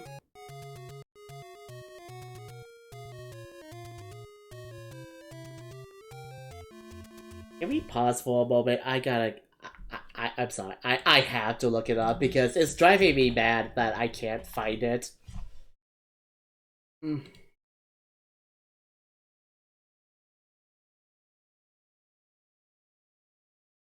It's right there! So what the heck? Why is it not showing up? Here, it's here. What do you mean I missed this like 5 times?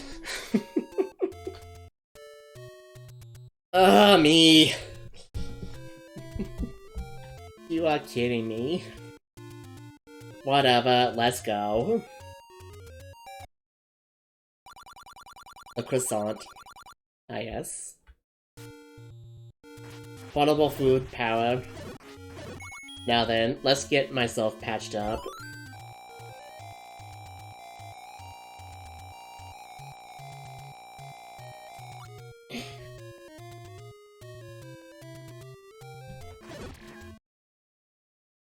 No. There's one in the mountains, one in that forest. There's one over here for some reason, and then there's one that goes to the top right. So I have to leave from here and go down this way.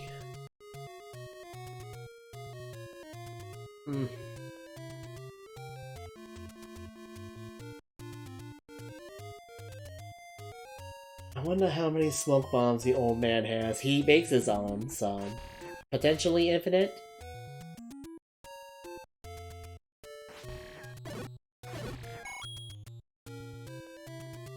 Anyway, there are secrets where fairies do not live. That means up there is an actual fairy. Go over here instead. And there's no fairies. They get you flute, play a tune. Secret. I've been sober for 6 months. Oh, congratulations. It is good to hear.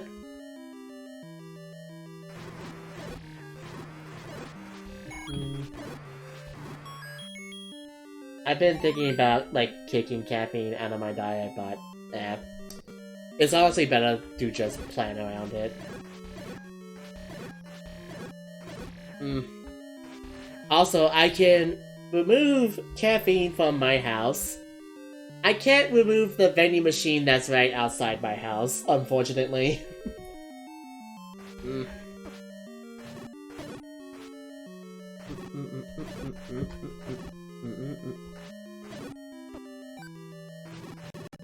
Hey, these things are being jerks. Is it weird that I feel bad for saying sucks? I don't know, it depends on what you're thinking. Wait, hey, come back. Hey. There we go.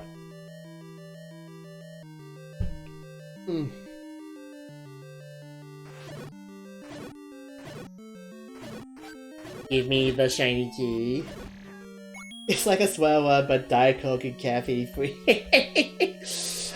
So like Dawn, or Tarnation, or Bake Sale, or Crackers. Wait, never mind. Jesus Crackers? Oh god, where did I heard that from? Diet Coke. You found the secret ingredient of Diet Coke. The secret ingredient is dirt.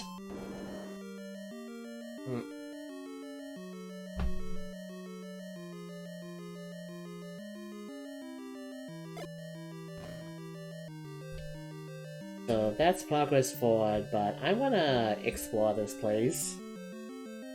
Cheese and crackers! Yeah, that's where it's from. Thank you. I, forgot about that.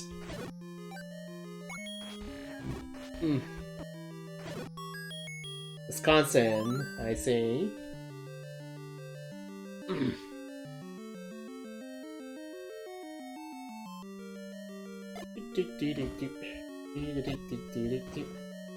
This is a level where you have to bomb a lot of walls.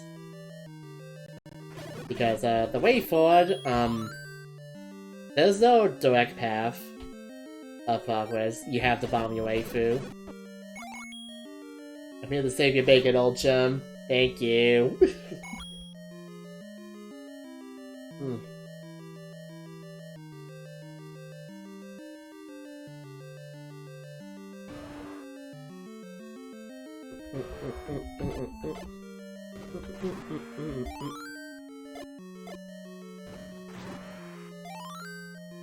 And hey, look at me.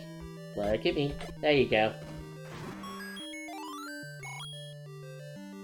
Okay, so I'm gonna check this room.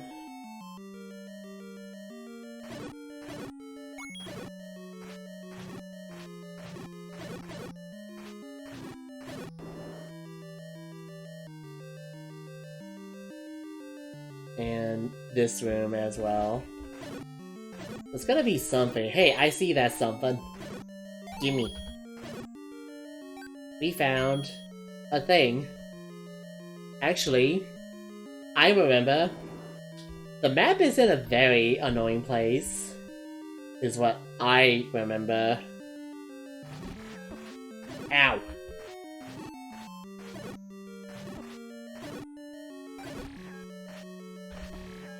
Ow, oof, oof, ow.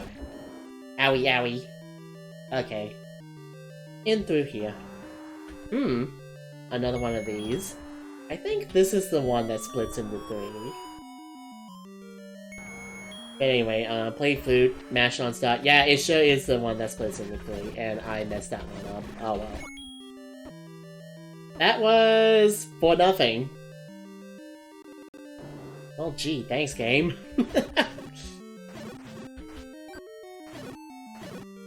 I can't even say anything like, oh, it's the randomizer being a bot. No! That's just there to be there. Is there something behind it? No.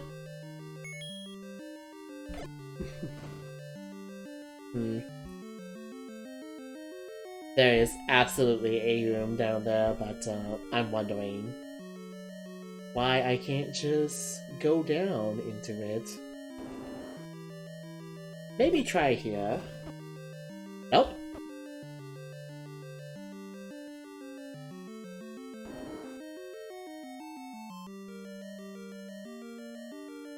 Oh, key door. Okay. That's why. Oh, hey. Armor upgrade. Don't mind if I do. Hey, look! More bombs. Too bad I don't need any. Oh my.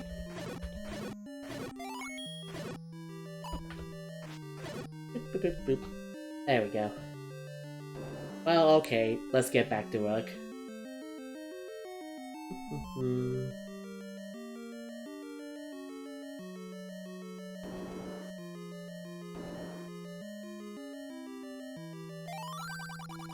So, this thing has the power of fire, but what if we give him meat?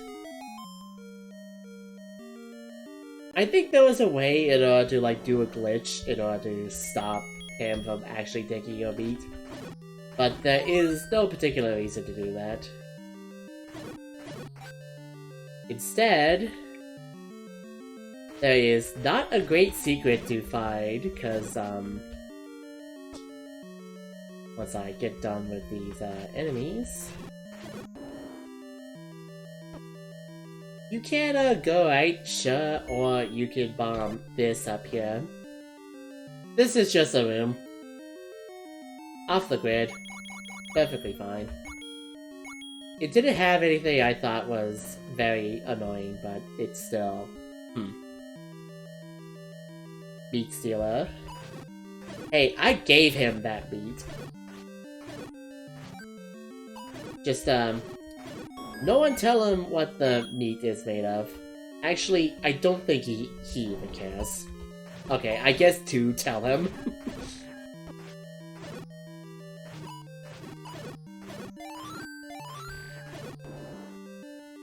Alright, we check, the eye. This is a demon. By the way, I do want to point out that this level is referred to as the demon. Moblin meat. Moblin. Mob meat. Anyway, this is why I did not want a candle. There's one here. Is it really powerful for a level 7 item? No, you can just use it more than once per screen. That said though, there's a couple of reasons why I want it anyway, and we'll find out why in a bit. Speaking of, you know, things I never use but should, bombs are good. There we go. Hey, I even got some more. This time, we have to deal with this. And this time it is 3. Having a light in the dark is priceless. When it's dark enough, sure. Yeah. Maybe one day I'll get a shield. Maybe one day. This room could be fun though. I need to use arrows for it. For the wand, I can't use the wand because those things only disable my sword.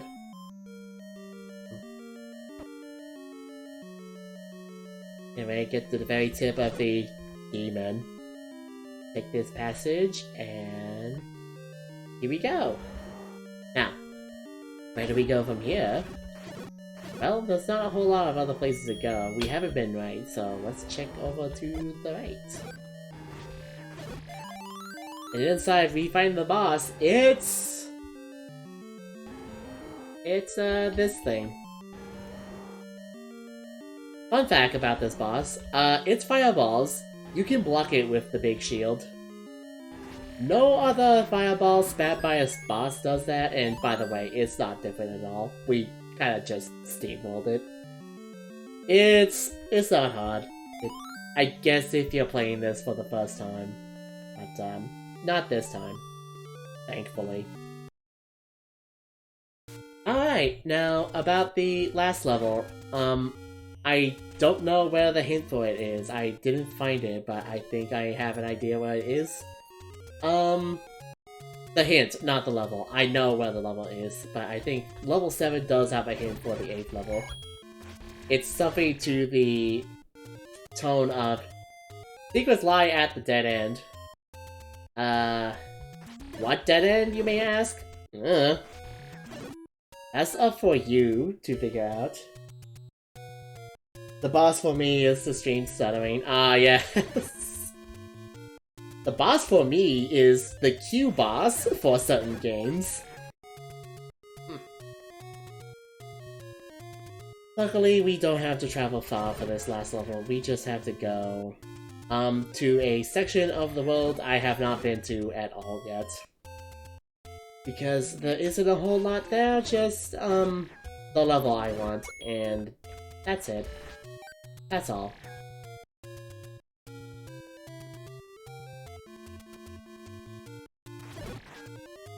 Anyway, go over here and...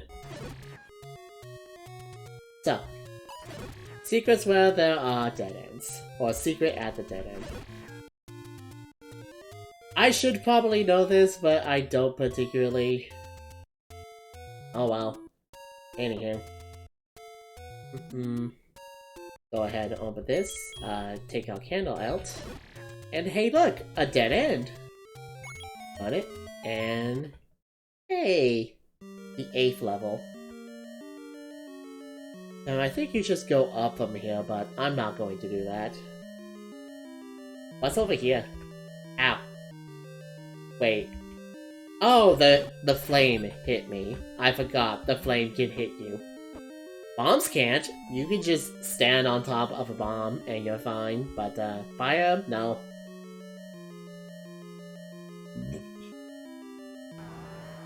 Alright, you. I think this is the last big plant we have to deal with. Thankfully. Move enough for that. Now, what do I get doing that? A passage. Does this passage lead anywhere?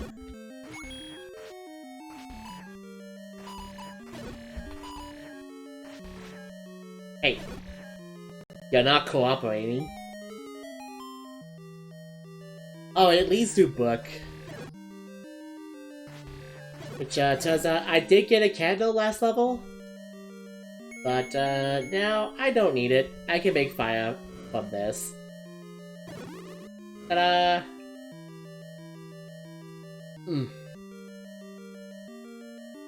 That's why I never go left.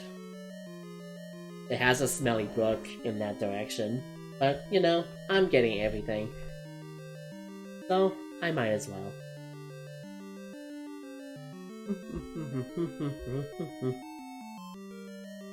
Up we go. Oh no, it's a dead end, and oh, I guess there is another one. Hold on. There we go. Anyway, up we go.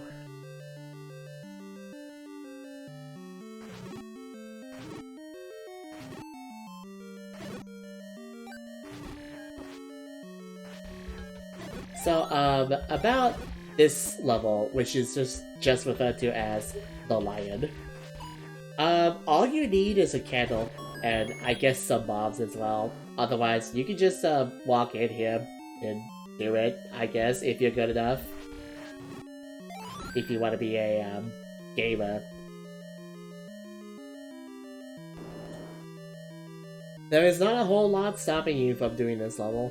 Just, you know, knights, pain, strong people. Not a big deal. All this swag I have, all this power, all this life, you don't need it. Now, I am going to use my map knowledge to just beeline to something I want. Hey, out of my way.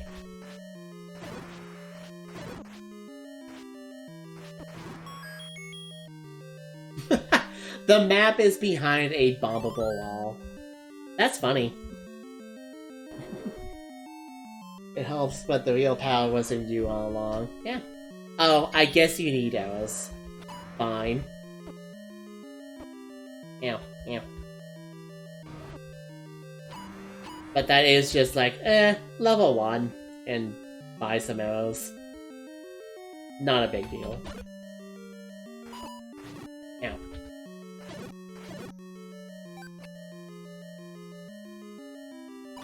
Actually, this is a side area. You don't need arrows, it's just... I want arrows, because, this is where that thing is.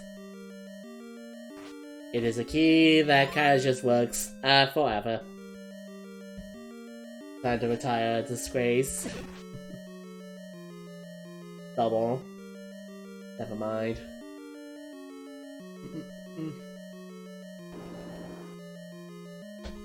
So, out of my curiosity, what else is here? Lev has soften.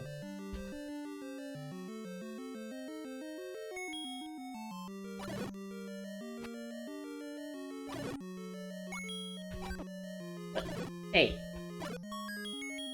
Hey! More bombs. I need those. And this is just $10 in here. Can you just bomb here? And here. Oh, not there, actually.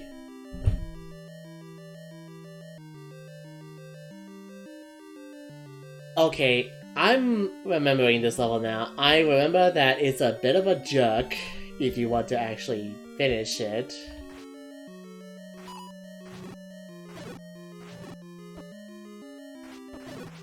I think. Hold on. Actually, no, time out for a second. I gotta go back up.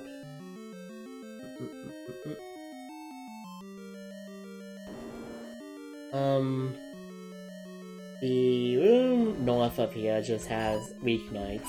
Okay.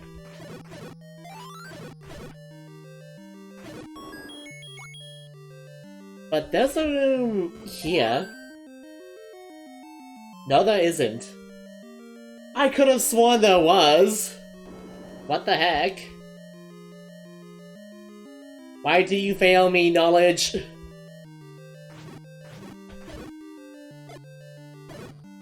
Sure enough, there isn't. Okay. Fine.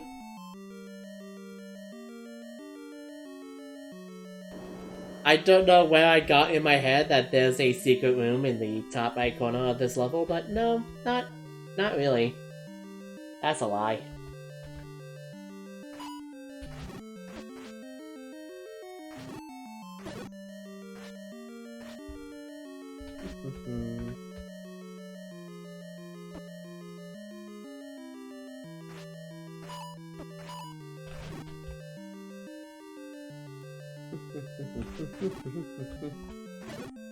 There we go. You. Hey, you. Hey, you. Get back here. There we go. Dug into here, see what we find. Hey, it's a staircase. Ew.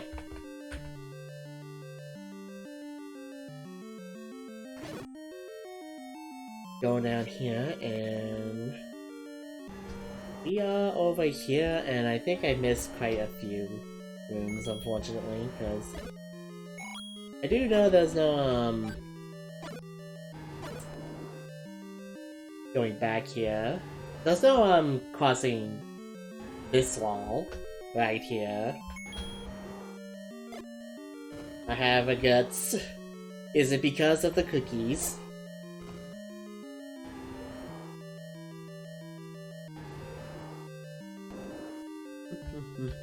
All these keys I'm getting, yet I don't need any of them. 10th enemy has the bomb. This hint is nonsense. However, it kind of makes sense. There's a system in this game where if you keep on defeating enemies without getting hit, you actually get fixed drops from them. If you kill 10 enemies in a row, it has 5 rubies for you. Except, if you kill that enemy with a bomb, it will drop a bomb. And then, 16th enemy that you kill without getting hurt will give you a berry for free. And then I think every 10 enemies afterwards, you get $5. The counter is reset when you get hit. And that's what I remember in my head. I do not recall that is actually the correct answer. I do not pay attention to this. It's esoteric nonsense. I don't think anyone has ever used this to great effect. It's nothing.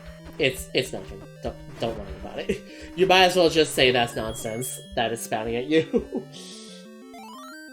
If the stomach is not built for overeating, you'll find not a lot of stomachs are built for overeating.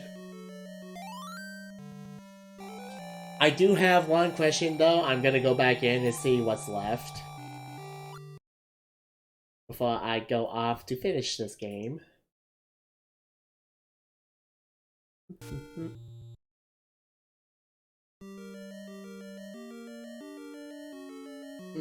If I wasn't so skinny, I bet I could eat more. It's just like building muscles, you just have to build fat. Wait, no, that's not how that works at all. I'm sorry, it was too funny in my head. The going left has...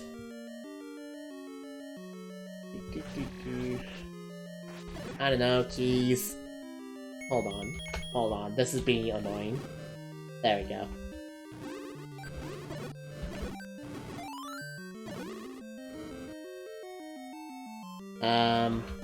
A Goma. Hey, there's the Goma that takes more than one hit. Look at it! It's so strong! But it turns out this boss is actually very easy. You weren't missing much. Go up here and... Spectacle Rock is an entrance to death. And that refers to a place that we have not been to. But it's, where we can find the last level. And then if I peek over here, it's just another key, right? Ow. Ow. Ow, ow, ow. Right? Yep. How boring. Well, that's all mystery solved though. So, let's get on out.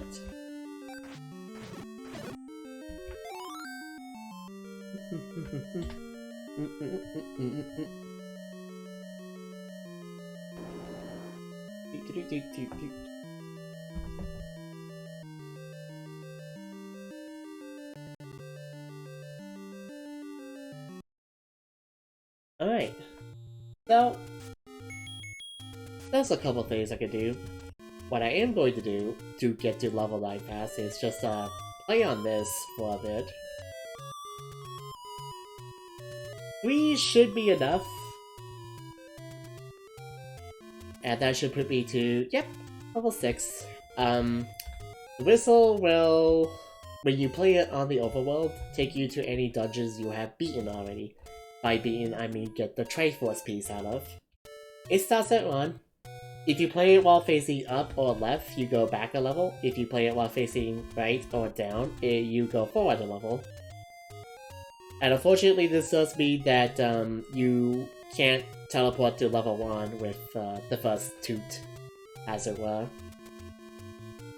If you want to go back to 1 for whatever reason, you have to play it twice.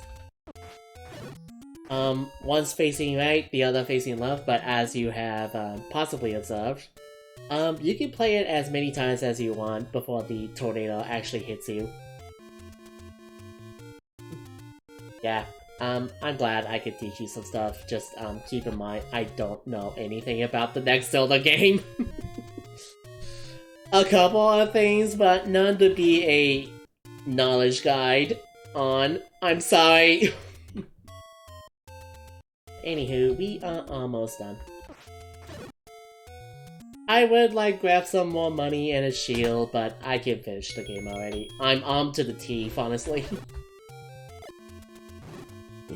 This is Spectacle Rock. It's called that because it's meant to be some eyes. Here's level 9. We are normally stopped at the entrance. If we don't have the Triforce completed, but I do, so I'm allowed to come on in. I know you can be a monster to Shadow Lake at a certain spot. Huh? Yeah. G-strats for the final boss, huh? Yeah. They probably exist. Yeah. Actually, I recall, wasn't there some hacks of Zelda 2 that added quality of life features? Not that I'm going to use them, but I'm curious about them. Ow, ow, ow, ow, ow, ow, ow, ow, ow, ow. You know what? I'm using this strategy.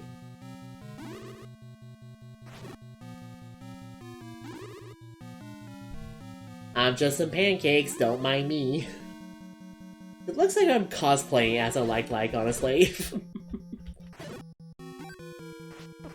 Ow.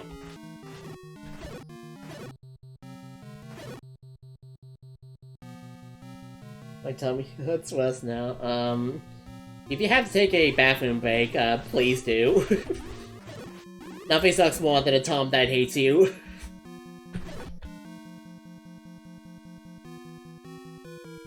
I shouldn't have had 4. Man, I can't even have. Well, I could just eat as many as I want, but you know, I think like 3, 4 more is like overkill. Seriously. I got money doing that.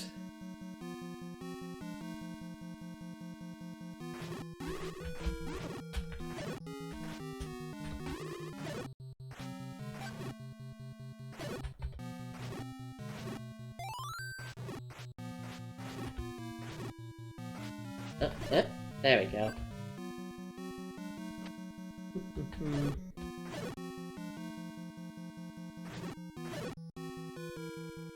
Oh yeah, one thing I have not mentioned yet is that, Zelda was released on the Famicom, as you know. What I did not make clear is that, it was released on the Famicom Disk system because, to start, it was on discs instead of cartridges. It eventually got re-released on cartridges because I don't know why they had discs with load times back then. But, I think it's nice. I think the main reason why they had that is to probably just store, like, sound bites and whatnot, because, there's a lot more, involved sound effects in the, disc system version than the, cartridge version. Anyway, the first part of this level is just a giant circle. You just got a bomb in the center. These things, I have a strategy for these things. It is called Use Candle and Candle Accessories. They are really good at walking into fire. Trying to fight them in any other way is not great. Dicks. Okay. Is it me, or is it you, honestly? Is it the fact that I have a bad lisp, or is it your mind is in the gutter? Disc. Disc? Oh, for fuck's sake. Please, why did you do this to me? Whatever, go. Oh boy, ow.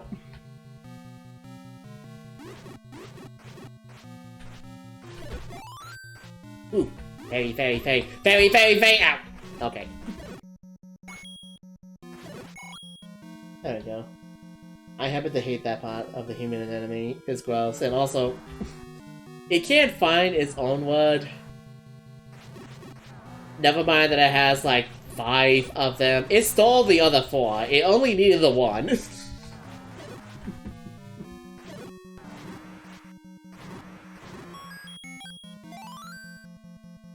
I guess I might be being too judgmental. You do realize I have one of those, right?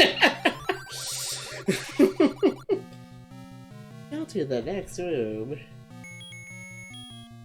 I think that's over. Yep, no, it's go left, but I don't want to go left. I want to go down, I think. Something. Now, I don't recall where the big thing is normally. I just have some memory of where I go in order to get the optional thing, which is right over here. Sorry to anyone who is bothered by my prejudice. Never mind me!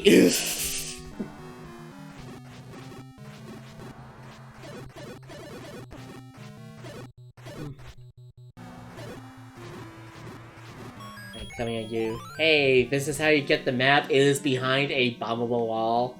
Why? Because I guess the game just doesn't like you. If you have to make a blind guess to find the map. Oh man.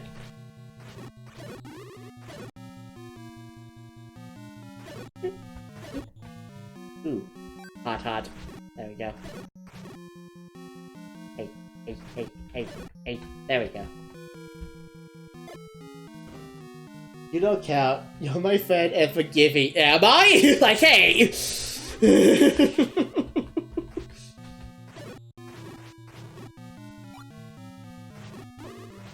Oh no. Okay. We did it. In this unmarked room, behind walls, we find the red ring. In case we need extra bonus protection, which you know what? I do at times. It helps because this level, you know, has been nothing but wizards. Remember the underground house? This still feels like it's coming too late. What do you mean by that, Topaz? Also, hi Topaz, how you doing?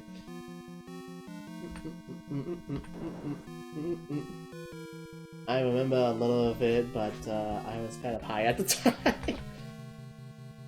I remember, yellow.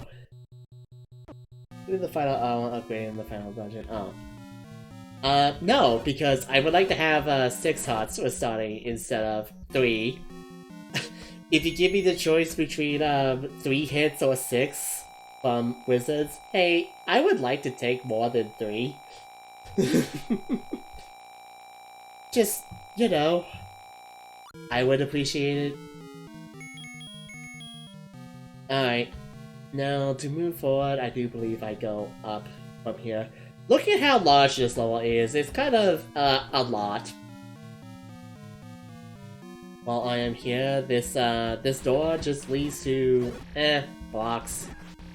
But wait, it's a secret. Head back out of here.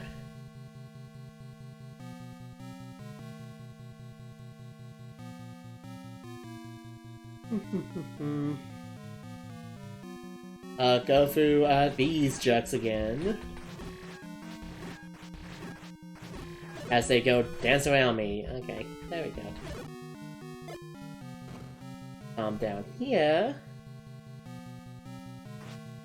And, get the arrows out. Oh, good thing I did that. That's not what I was looking for, but, go down here. And it's more wizards.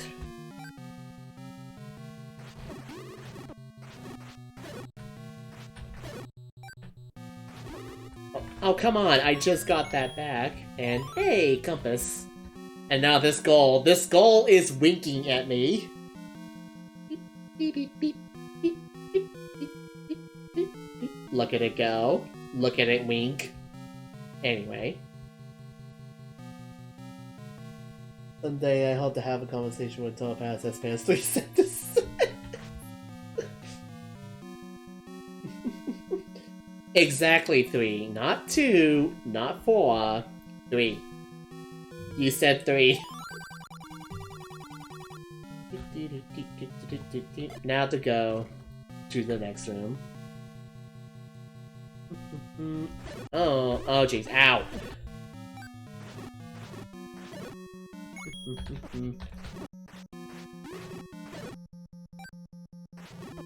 Ow, ow, ow, ow, ow, ow.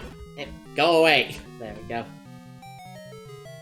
I'm surprised you don't stab the old man out of habit like I do. I seem to only ever do that when it's randomizer, to be fair. Alright, down over here. And my memory is rusty. I'm shy. Yeah, well, join the club.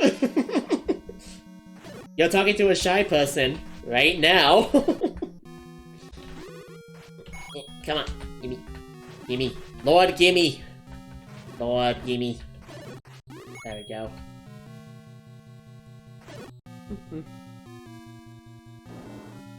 It's like an upperclassman that's too good to talk to me. I should have used fire. Now, if I recall, this is the long way to go, but let's just go take a look. I'm over here now. Staircase over there.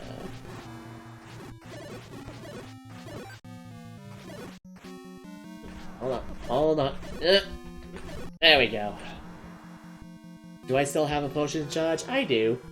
I have the Smurf juice, as it's been referred to. Come here, you. Ow, ow. Okay.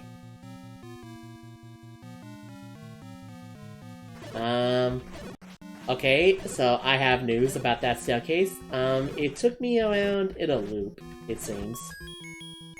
$5. Who causes that? You're talking to them right now. Topaz! I have unfortunate news. The person who calls it that is in front of you. Stabby. No stabby. Stabby.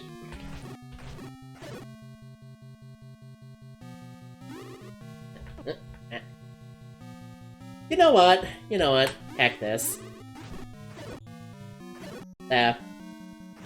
Pancake defense.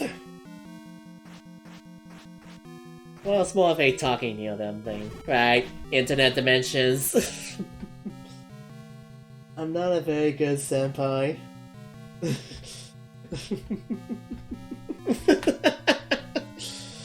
Is there such a thing as a good senpai? Hey, anime watcher, Sleepy, is there such a thing as a good senpai?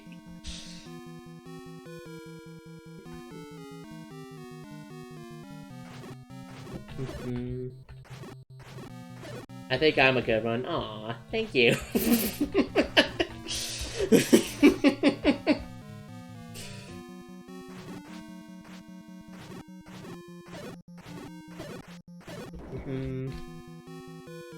Room's full of pancakes. Yeah, the pancakes are why I don't have a shield. I didn't lose it, I just didn't want one.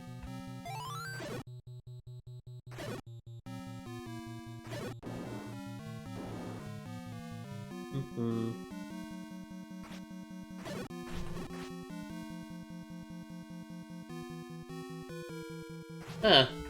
Nice dance.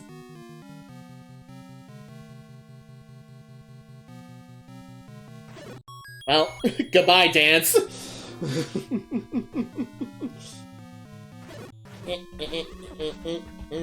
Ow, ow, ow, ow, ow, ow, ow, ow, ow, ow.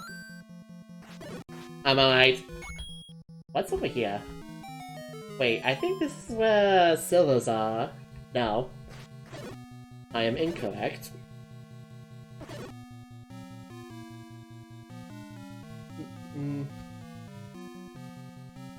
Oh, no, this is it. Hold on. We just have to dig a little bit more. Because it's actually to the left.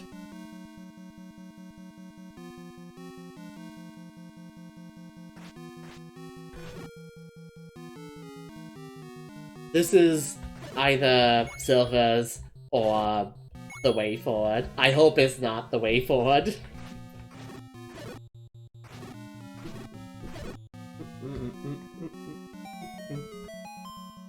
I'm something resembling a mentor, yeah. In a way. I have unfortunate news, it's the way forward! Dang it! Back I go.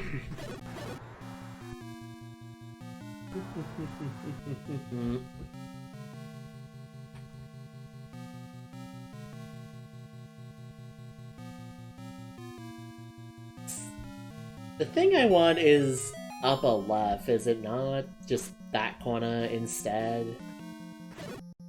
It may be that simple. Plus, I have to search more. So hold on. Oh hey, this again. Ah, whatever.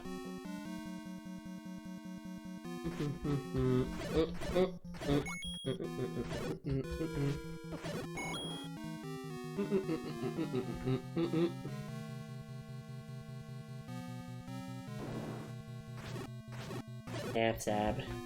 Yam, yam. Uh-huh. More pancakes.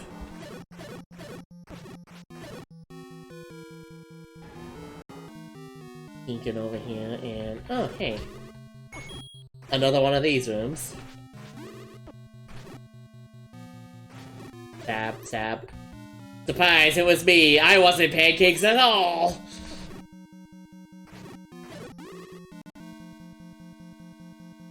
Eh. So... that's one way. Right? I recall that being one way, and then I gotta go over here.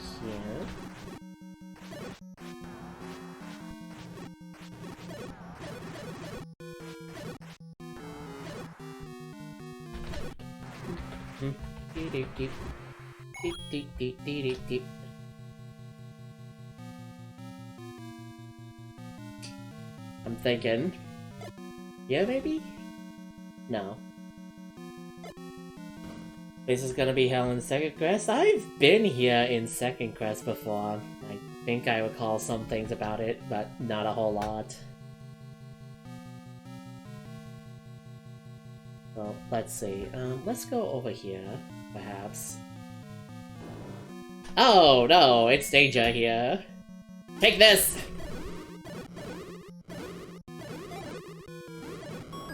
Oh, nice. Ow! Ow! That's pretty good. Anyway, ow!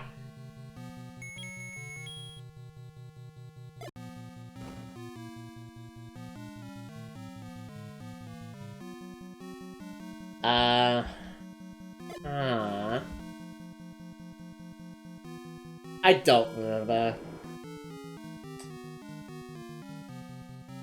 I am largely assuming it's over here. It's not over here. It can't be over here. No. No, it's not. I did remember upper left corner, but not like that. Unfortunately. Well, anyway. Nope. That's incorrect. Here we go.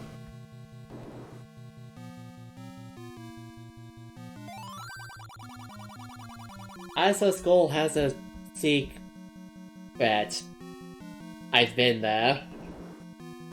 If there was any time I needed to stab the old man, I think that was the time.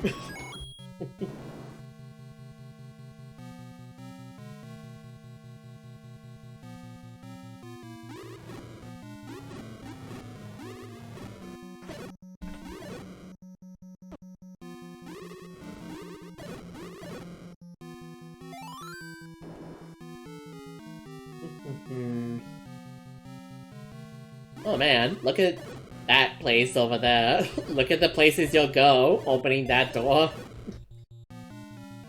Oh well, at least I have more bombs.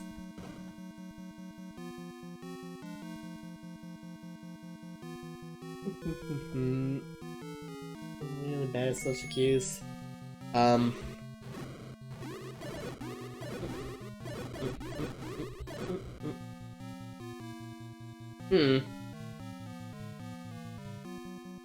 I think I'm just mapping out this dungeon for the heck of it, honestly. I normally never go through, like, half this dungeon, because half this dungeon is just a waste of time.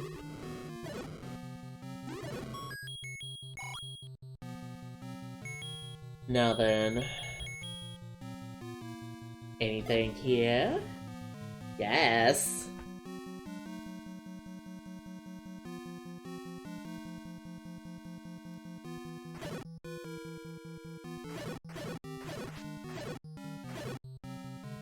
Anything here?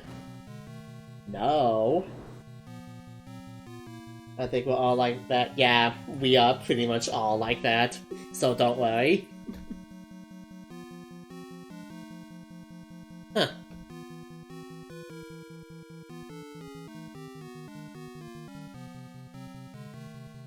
Well, I'm confuzzled.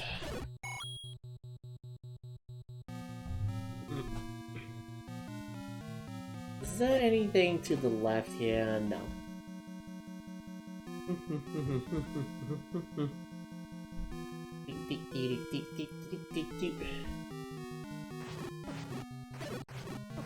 Ow, ow, ow, ow, ow.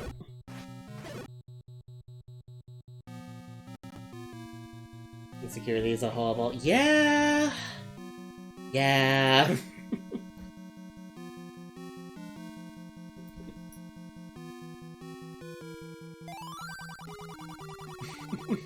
I just thought of a dumb bonus incentive, but I don't have any reason to do the bonus incentive. It would be playing Spiritual Warfare for the NES, which, you know, is like Zelda. It's like Zelda, in a way. I play it and think I'm playing Zelda, so hey, that counts. The question is, Sleepy, do you know what Spiritual Warfare is? Okay, time to use my noggin. What's up? Nothing. Nothing's up. Color Dreams, yes. Oh boy. My problem is, there's not a whole lot of reason for me to play it, and also... what incentive would I do for it? Like, what requirement? Because I'm kind of maxed out until I get affiliate, and then I have more options.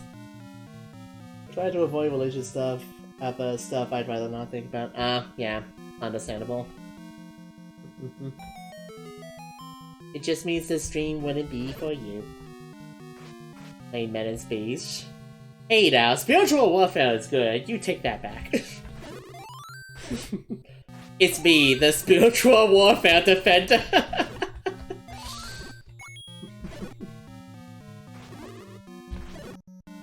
Alright, open up.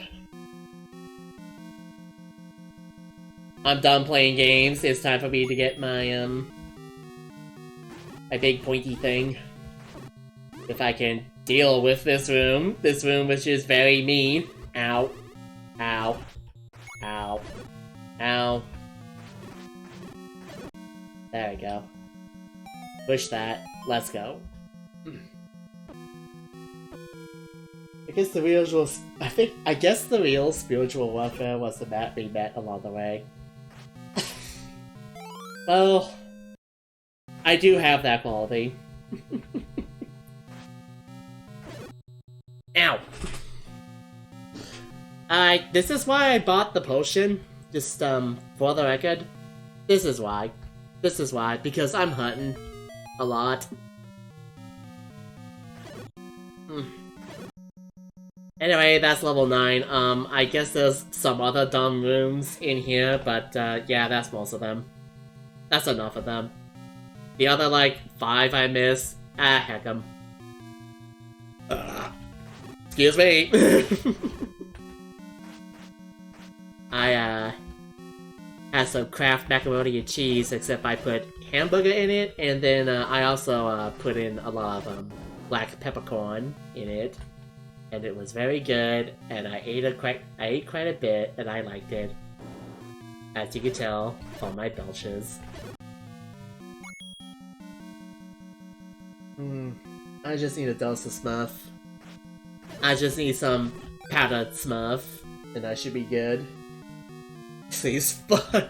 Oh man, when I eat the right stuff, I could really, like, expel just a breath of death.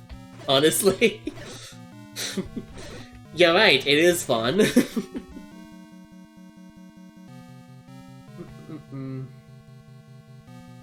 Oh yeah. Wow. The game is being nice and not putting new stuff back in. And the main reason why is because it won't really refresh rooms if there was like traps or bubbles in them. Now you're making it sound funny. It is though! Like, it was fun in elementary school, it's fun to do now. It's a pretty universal fun thing to do. I mean, there was that Earthbound boss that was just, you know, called Master Belch. And you know what? He was cool. I want to be like Master Belch when I grow up. Dragon's Breath, or as I've heard it called in the Epic of Gilgamesh, the Breath of Death. That's the funniest name for a burp I have ever associated. Which is why I will never stop calling big belches the Breath of Death. Anyway, it's Ganon time. Where are you? Where are you, Piggy? Piggy. What? He slapped me. He slapped me again! And again! Ow! He has the moves. He moves like they do. Ow! Oh, this is why I had a potion. Anyway, bye, Ganon. This is one of the reasons I love you. Anywho. I don't know if you actually played Cross with Glory. I sure have it. Anyway, hi, Princess. Princess, you are excused. I'm the hero of Hyrule. Yay! Flash warning.